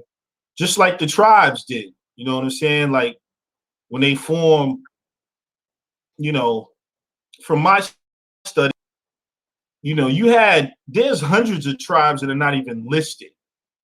And we know those names are created, but they basically kind of had a confederation. You know what I'm saying? And a common language. And so even though they had skirmishes or whatever, there was, you know, some in the tribes, you know what I'm saying? And a lot of what I'm finding, man, is, you know, a lot of these names or whatever, there was really, really one people here, man. And they had tribal differences, but all these names or whatever, there was a common thread between Aboriginals and a respect. So I'm just saying we should have that same type of thing now. You know what I'm saying? When we talk about culturally, you know what I mean? But yeah, get together, man, with some people. You know, shout out to Chief Holiday, man. I'm looking forward to the powwow. I'm definitely trying to come there, and that's business and organization. You know what I'm saying? Like, if we're not gonna be doing that type of stuff and making moves, then you know, I think it becomes redundant. You know what I'm saying? Because you know, information is information, application is another thing, and moving forward and taking power is another thing. You know, I stress that a lot. I hear Chief stress that a lot too. What's the object, yo? It's nothing evil about it, because righteous people have to take power from the wicked. You know what I'm saying? Like, if you're not seeking power, what are you doing? You know what I'm saying? You can't make change if somebody else is in control. So you should be seeking power.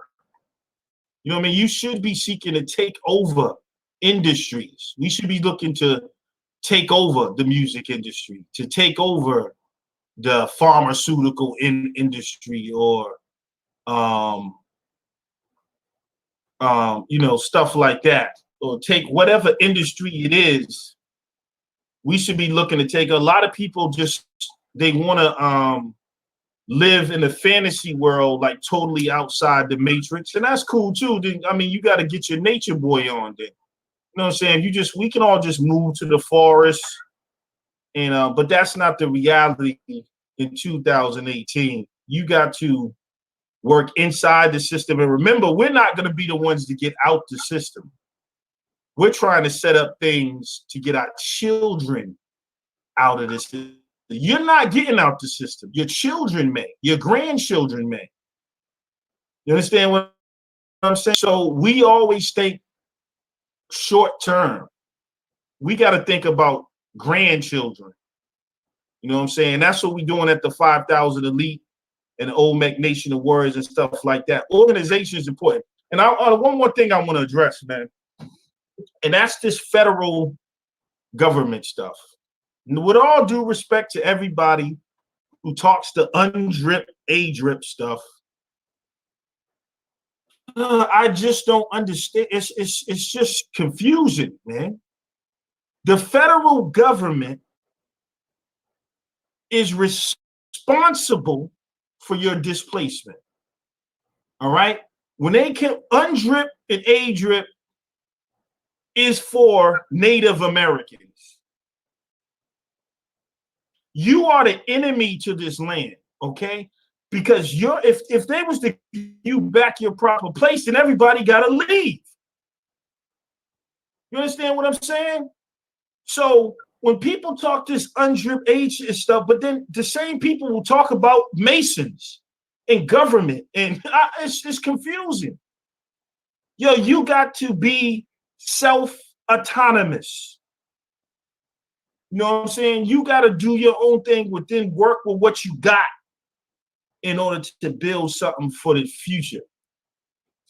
The federal government is not, in the United Nations are all in cahoots to take over this land and to destroy the Aboriginals through eugenics. But yet y'all believe that following some federal law is going to bring you some type of freedom and liberation. Well, how is that? Because your freedom and liberation means the riches of the world has to be transferred back to you. So forget about that, man. You got to build and do for self and come together and pool your resources. And then, you know what I mean, you can approach, once you have power, economics and political power, you can approach governments and deal as an autonomous government or something. But you're not, the federal government is not looking out for you. I mean, where did they get this stuff from, man? That's the enemy. This whole thing, who you think you was at war with? The U.S. Army, the government. Who you think Andrew Jackson worked for? And the United Nations is just an extension of that. So also, man, I got people, you know, we got to be careful with secret dividers, right? So this people who just don't understand. So I wrote, this is what I'm saying. Somebody wrote, because I said ID cards coming, right? ID cards are for the 5,000 elite, okay? So this is what I mean by people, oh, you gonna get us some ID cards and put us back. ID card is for a private corporation called the 5,000. If you ain't in the 5,000 elite, you ain't got to worry about no ID card, fools. So, and another thing, man, is if you look at the Pan-African movement, it's well divided. You see them arguing among each other because of their little small, and they're just chaotic. But you got some people who sow the seeds, those same type of seeds. You know what I'm saying? Like, I hear people call Dane Calloway a Masonic agent because of his intro with the owl. Well, we know what the owl is.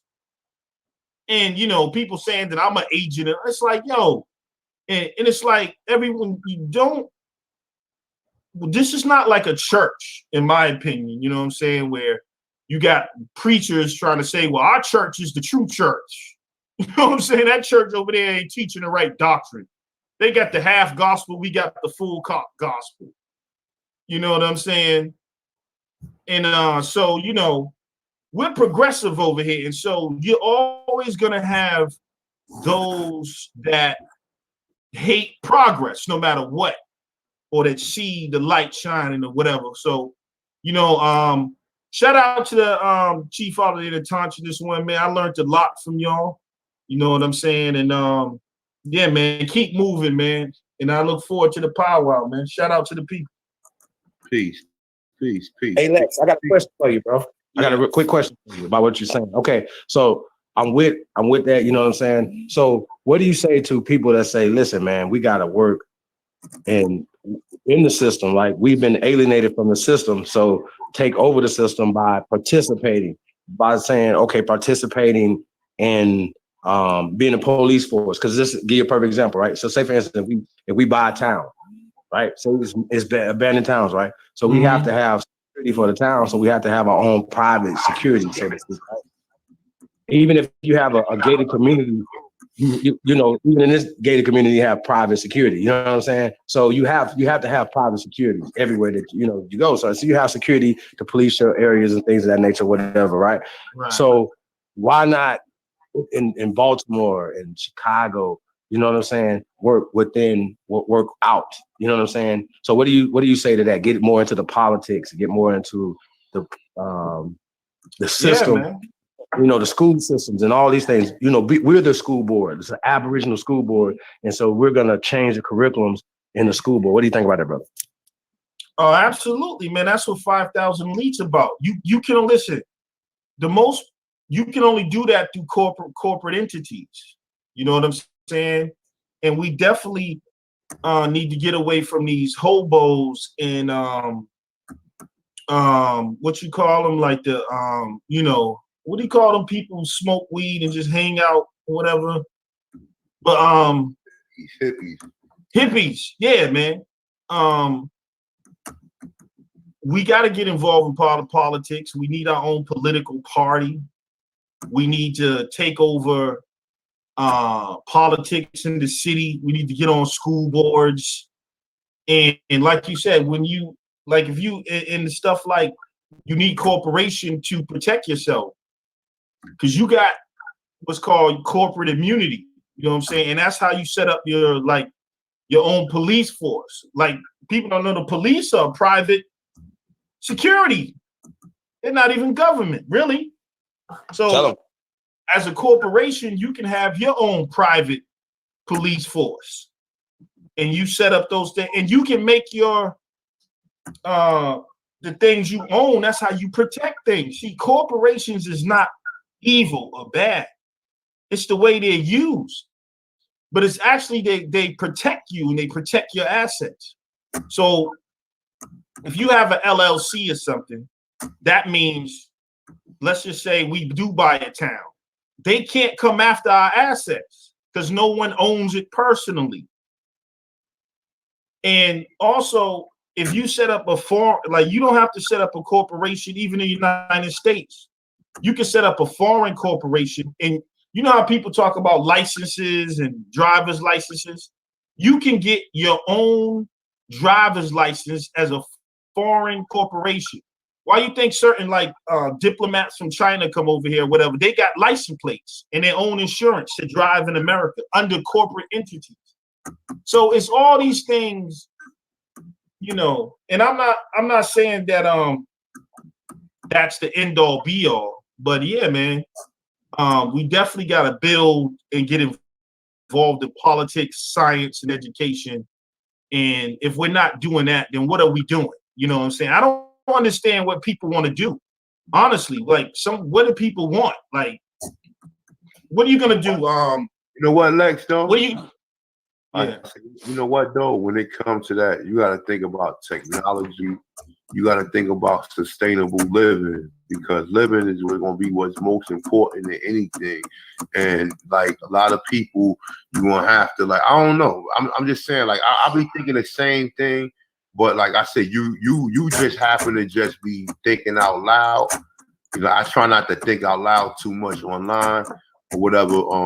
I understand, you know what I'm saying? But I understand exactly what you like. I mean, I know most people interpret it when they understand it the same way you interpret it. So don't feel like you're wrong about what you're saying, because I mean, like I said, I'm a Sagittarius, so I always overthink things or whatever.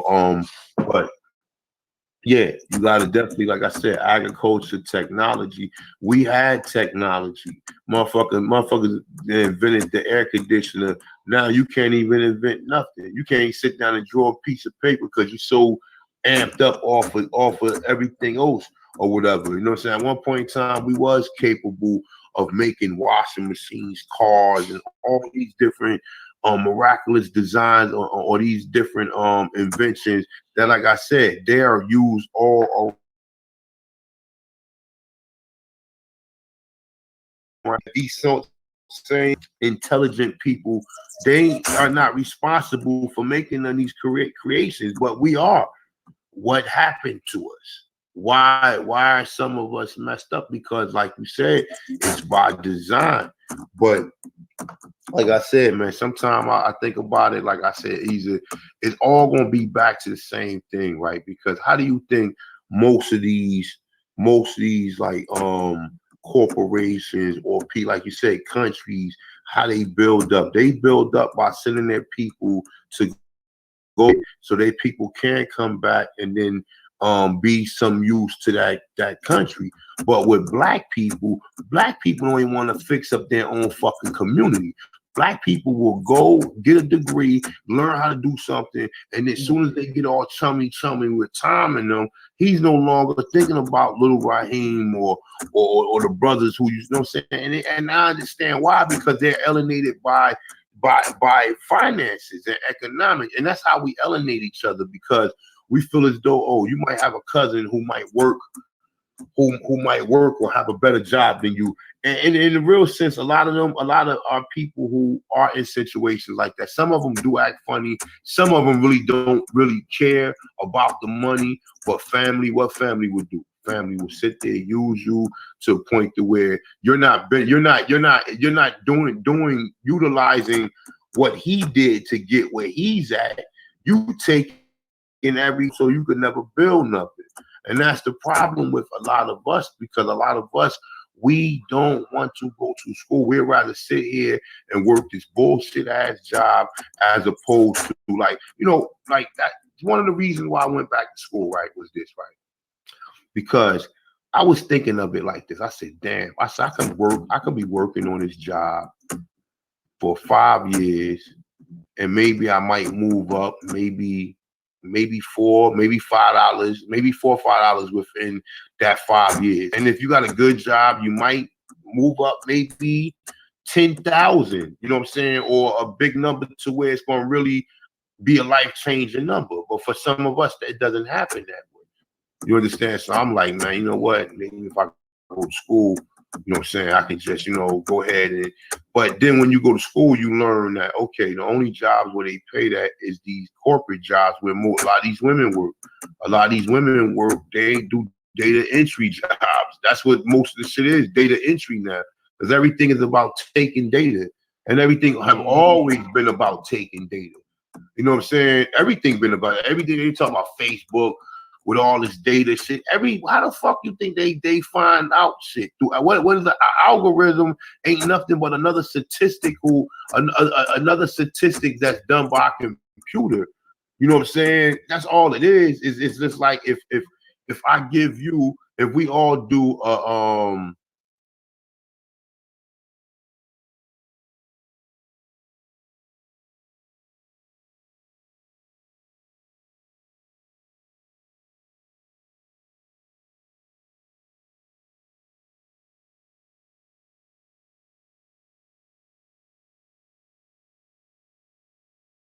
like a lot, 4 loved, 5 loved a lot. You understand what I'm saying? And on the highest is loved a lot.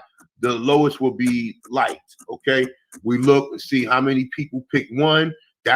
We put that over there. How many people pick 2? How many people pick 3? How many people pick 4? How many people pick 5? We divide that, and that gives us a number. That's what you learn in research. Like I had to take a research class. I mean, with doctors and everything, because I went to school for nutrition. You know what I'm saying? I ain't trying to make it sound like, oh shit, that's it's fucking nothing. But I went to school for nutrition, so I had to take a research class. That's why I started looking at a lot of shit like, man, hold up. But nonetheless, though, one thing we gonna have to learn is this. See, what China did was this, right? And even when you go, like I'm in an economics class right now, and a lot of this shit sound very familiar to what really going on in real time, or how they even China, they say China's supposed to be a communist country, right? So basically what they do is everybody got the same riches, and the government takes the majority of the money and build most of the riches up or whatever, and then it goes back into the people later on. The people see it later on down the line. Black people ain't willing to do that, because we too busy buying shit that we don't need. So when it comes to somebody, you telling you're gonna have an argument, you're gonna damn near have to fight somebody to stop watching some of the shit that they watch and stop. Like, listen, a lot of this stuff is going, like you said, gonna have to trickle on to the next generation. For people, the same way you think, the same way you just said, you thought about the same stuff, it's gonna be other people who think about it. And then when people understand about it, it's other people from other countries who want to learn about this. And they're gonna be like, yo, this is wrong. You understand? So there's a lot of different ways that things can happen, but for the most part, continue to work on yourself. Continue, if you're trying to build something, continue to build something. Or like I said, you go back, if you got something that you can help somebody in your community, help them. I don't care. It don't even have to be nowhere where you connected. Just go back and help your people out. Even if you tell them that they Indian or that they didn't come from Africa, that is a greater step towards trying to unite than anything. So I mean, like I said, it's a lot of different ways you can look at it. But go ahead, you want to build on that, Jesus? Yeah, they going in and we chat, man. Shout out to great man. Yeah, man. I mean, at this point right now, though. Okay, so check this out. We act like we can't start our own. Let's just say something that we really need, our own law guild, right? Or our own law apparatus. You know what I mean? Let's just say, for instance, when it comes to laws and things like that, right? We can go back to even the great law of peace, right? We can go back to that. We can and tailor it to our needs and stuff for 2018 or whatever. But and they can even mirror some of the laws that are on the land now, right? We're not even saying that like murder, certain things, right? You say, okay, well, you can't do certain things. That's pretty fair. You know what I'm saying? But I feel that we really need a law apparatus or any institution. Because you said something earlier that was crazy, like the Chinese government or a Chinese person here can call the Chinese government. They got somebody to call. Even so-called Africans, when they come here, they have a country to call. A consulate. You know what I'm saying? Diplomats and all these other things, right? We don't have nobody to call because we're in our own country, we're on our own land, right? So, but when we talk, we had talked about this. I want to know you guys' opinion on this.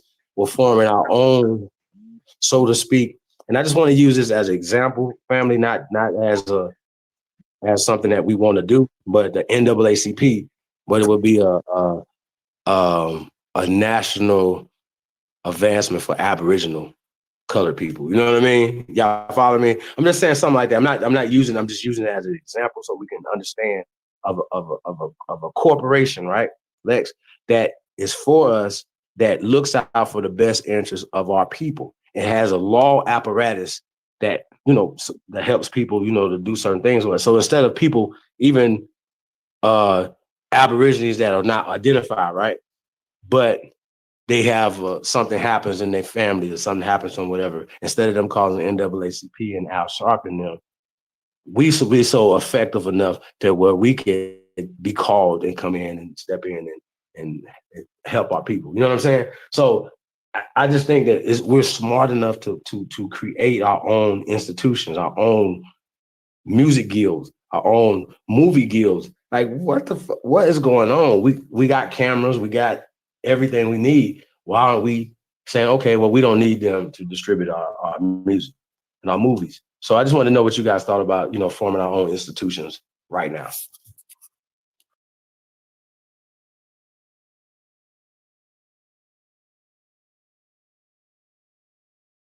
Yeah, man, absolutely. See, some people are so caught up in talking agent talk, right, that they don't realize that we need to have our own agents in the system. Like, go to law school, become an Aboriginal lawyer, be an agent for us. You see what I'm saying? We always talk about agents, but we don't have no agents. That's the art of war. Everyone's an agent, but who was the agent for us? Like when you look at like the thing you were saying about the NAACP is great. I mean, and if you look at the Jewish organization, what's the name of their organization, man? The Anti-Defamation League. You know what I'm saying? That is a Jewish agency, right? And they are about Jewish propaganda. They say it's to protect all things that are, against race, but it's really to protect the Jews. You know what I mean? So yeah, we need corporations like that. And that's what we doing at the 5,000 Elite, man. And another thing is, and you need economics to do these things. You know what I'm saying? So there has to be a way to pool resources. And that's why I say we need everyone to organize their little groups and then bigger groups, and then everyone can work together and then resources to create these institutions institutions. And then we need people to not be non-progressive and saying, well, we don't need to do this and need to do that. Well, if you're a teacher in the public school system, then you're an agent for the Aboriginals, because you'll be in that system and you can teach children. So you would be an agent inside the system. So you telling me they got agents, but we don't? If you're a lawyer, then we know you're not going to be loyal to the damn British Bar Guild or whatever. You know what I'm saying? So we got to infect the system. You know what I'm saying? We got to infect the system, and we got to have our own agents, and we got to come together. Like I said, everybody is not going to vibrate on the same. You know what I mean? At 5,000 elite, ain't for everybody. Old Mech Nation, the Warriors, but whatever you do, we can work together. That's how I advise everyone to go to They Rule. I think it's They Rule. I did a show on this. It's called dayrule.net, right? I believe it's dayrule.net. And you'll look at, and you can see all the different corporations, who sits on the board of these corporations, and how they're connected. And it's a web. You know what I'm saying? Like, and you can understand why political policy is moved in a certain way. Because, for instance, you got Monsanto, right? People talk about genetically modified foods, right? But the dude that sits on Monsanto also sits on the board that makes chemicals. And so now you know why you got chemicals in your food. And then you'll find out the dude that sits on that chemical company is a part of the eugenics company. So now you know that why certain things are moved and how they're trying to destroy Aboriginals. And if you look, you see Dick Cheney sits, he's in government, but he sits on Halliburton, a construction company. So now you know why wars are caused. And another thing people need to realize about Aboriginal, right, is a lot of people talk about, oh, we're Aboriginal and we got to claim Aboriginal. Listen, Aboriginal is looked at like animals. It's almost like a zoo. That's what I'm saying. UNDRIP and UDRIP is like some preservation for the Aborigines. You see what I'm saying? Like, you know, because this eugenics, they believe in that evolution stuff, right? So Aborigine to us might be a good term, but to them, you some prehistoric type, you know, unevolved type human. So when they use the term Aborigines and we got to protect the indigenous and all that, they're not looking at you like no developed human being. I want people to realize that. Just they look at you the same way that they looked at the Tasmanians and why they did what they do, savages, and they were savages when we got here. Now I'm not saying it's true. You know what I'm saying? I'm just telling you the political reality has not changed since they got here. You was a savage. You didn't have Jesus. You know what I'm saying? And see, idiots don't understand what I'm talking about. Anybody that got some sense know what I'm saying. You were savages then and you savages now. You see what I'm saying? Politically to them. And so, you know, we just got to keep things in proper perspective. You know what I'm saying? And operate on a higher level. We got to get from, I mean, the enemy is pretty smart. You understand what I'm saying? And so you got to think the stuff we're doing right now is mediocre. You know what I mean? So in order to rise above this, we got to raise it. We need think tanks, man. We need bad motherfuckers who can think and play some serious chess with these people. I don't underrate the enemy, man. They're good. You know what I mean? They're good at what they do. So you sitting around talking about, oh, we just got to do this, do that, and you know, that ain't, come on, man. It's a higher level. You're dealing with high level devils, man. You know what I'm saying? Like, I don't think, and what do you want? You know, let me ask people this. What's the end game? What's the end game? Is the end game, all right, let's say we took the road that some people say, oh, we all just declare our nationality as Aboriginal American Indians, and we're going to sue the government, and they're just going to give us back the land. And I mean, come on, man. The doctrine of conquest, the rules of conquest. You're not getting the land back because you are under the doctrine of conquest. It's not yours anymore. I'm just telling you politically. So either you going to go to war or you going to do it strategically. And we ain't quite ready for war, but war happens on all levels. Right now, the biggest war you have is political and economic. Get a mayor in office, get a governor in office, and then they can change policy. You know what I mean? Stop this nonsense about moving out into the forest and this silly stuff, man. Now, ain't nothing wrong moving out in the forest, but you can't escape the world right now, man. You see what happened to Nature Boy and them? They all the way and got, where was they at? In Guatemala somewhere, and got ran down on. You know what I'm saying? Like, you can't escape the reality of what's happening, man. So, and I'm from Tennessee, man. So my people got land in Tennessee, you know, all that type of stuff, man. You know what I'm saying?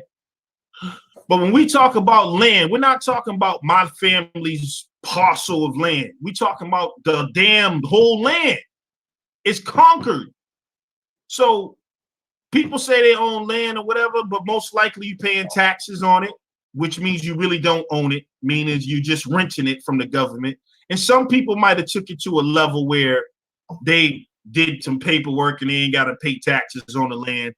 But you're not getting out of this. Listen, the paperwork is the correct status, right? That's a political move to put you in a proper position to be recognized in law, to do things and to operate as a proper person. But that's an act of war. That's just the first thing. What happens after that? After people don't acknowledge you, that's why countries go to war.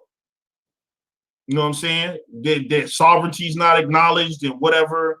And then, you know, whatever, there's disagreement and they go to war. So we got to use everything. I'm like, even UNDRIP and ADRIP, I'm not saying that it's useless. I'm just saying people act like it's salvation or something. I'm just saying we got to throw everything that we got, including the kitchen sink. You know what I'm saying? And just because someone may take a different approach to you, I mean, just see them as another tool to power.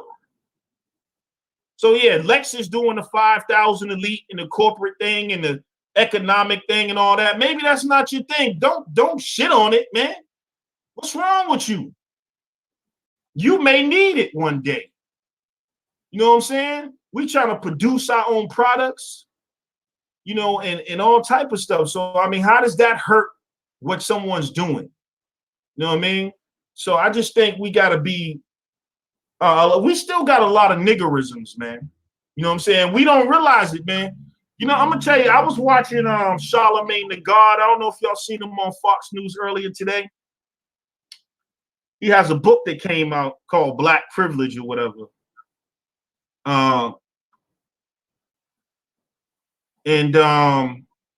He was talking about Black masculinity and therapy, man. Like, yo, we need therapy, man. A lot of he was talking about how when you come from the hood, like you gotta be tough. Everything's tough. You know what I mean? Like you might experience anxiety and you think that's just regular. You know what I mean? Or you might be negative or paranoid, and we gotta act like we ain't got no problems. Yo, we got some problems, man, with each other. And some people believe that they're positive and they don't even know that they're negative. Like, are you building or destroying? And they don't even know the difference sometimes. You know how they say the road to hell was paved for good intentions? You know what I mean? It's just like a dude's on here saying, this dude saying, oh, Lex is an agent. He's going to tear the Aboriginal movement down from the inside out. Nigga, what down? You ain't built nothing for me to tear down. Hey, but listen though. So Lex, man. Hey, man, listen, man. It's all about work, bro. And that's what, and about the information getting to the people. You know what I'm saying? To open the minds up so we can build. You know, I say this, man. Yeah, man. I think you're absolutely right. When if say for instance somebody wants to go the legal route and they want to go into law and things of that nature or whatever, yeah, we gotta start moving a little differently. And real mobsters and real gangsters put their people in the police force.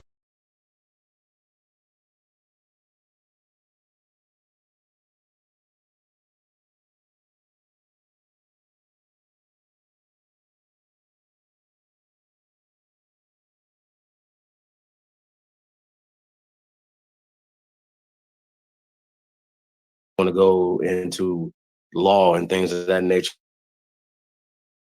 or whatever. Yeah, we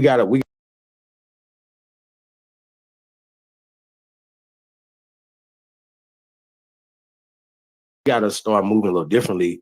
And real mobsters and real gangsters put their people in the police force.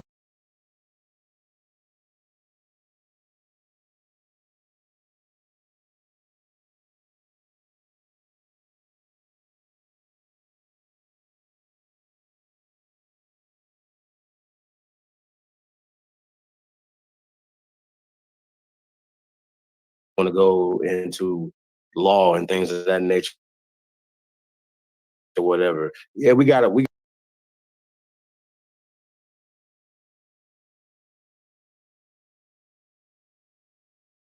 start moving a little differently. And real mobsters and real gangsters put their people in the police force.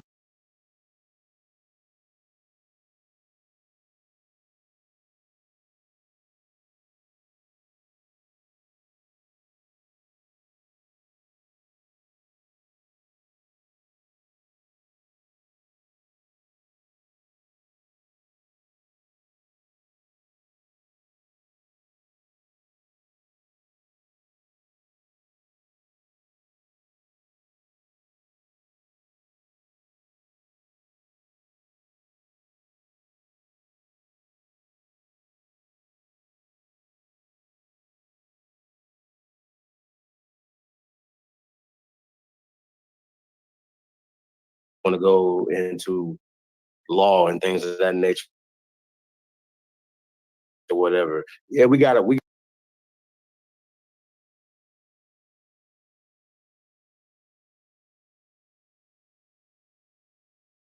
start moving a little differently. And real mobsters and real gangsters put their people in the police force.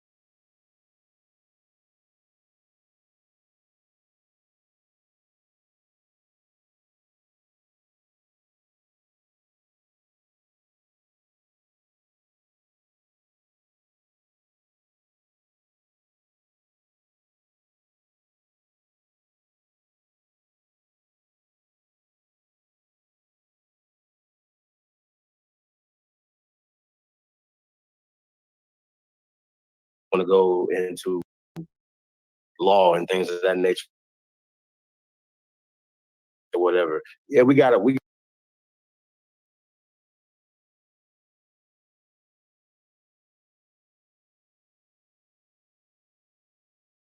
to start moving a little differently.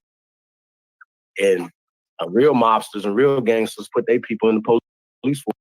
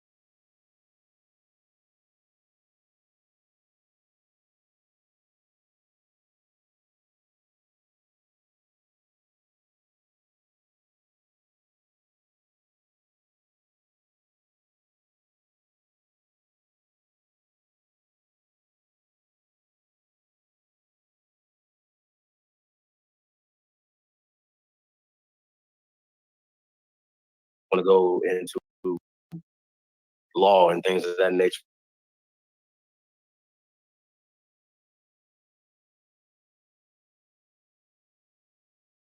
or whatever. Yeah, we got to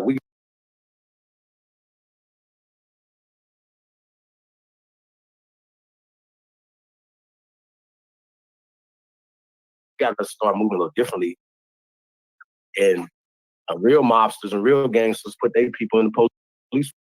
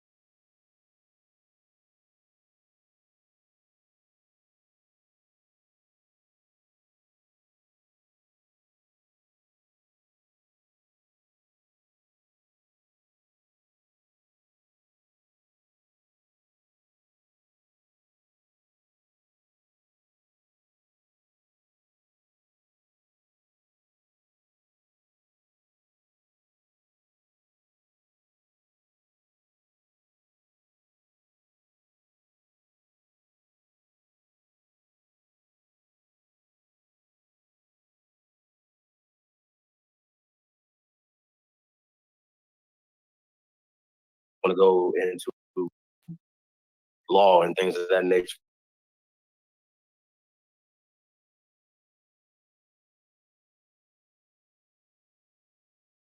Or whatever. Yeah, we got to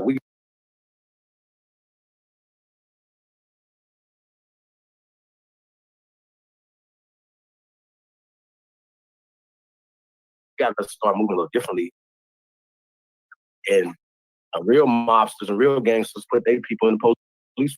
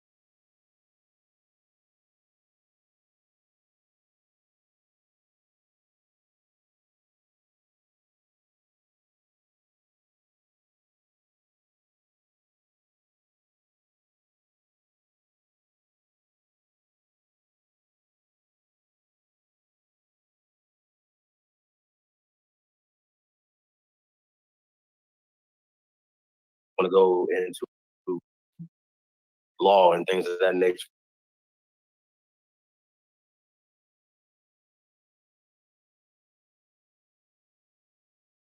Or whatever. Yeah, we got to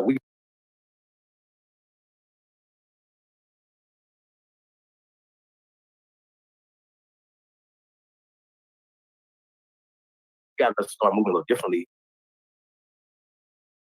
And real mobsters and real gangsters put their people in the police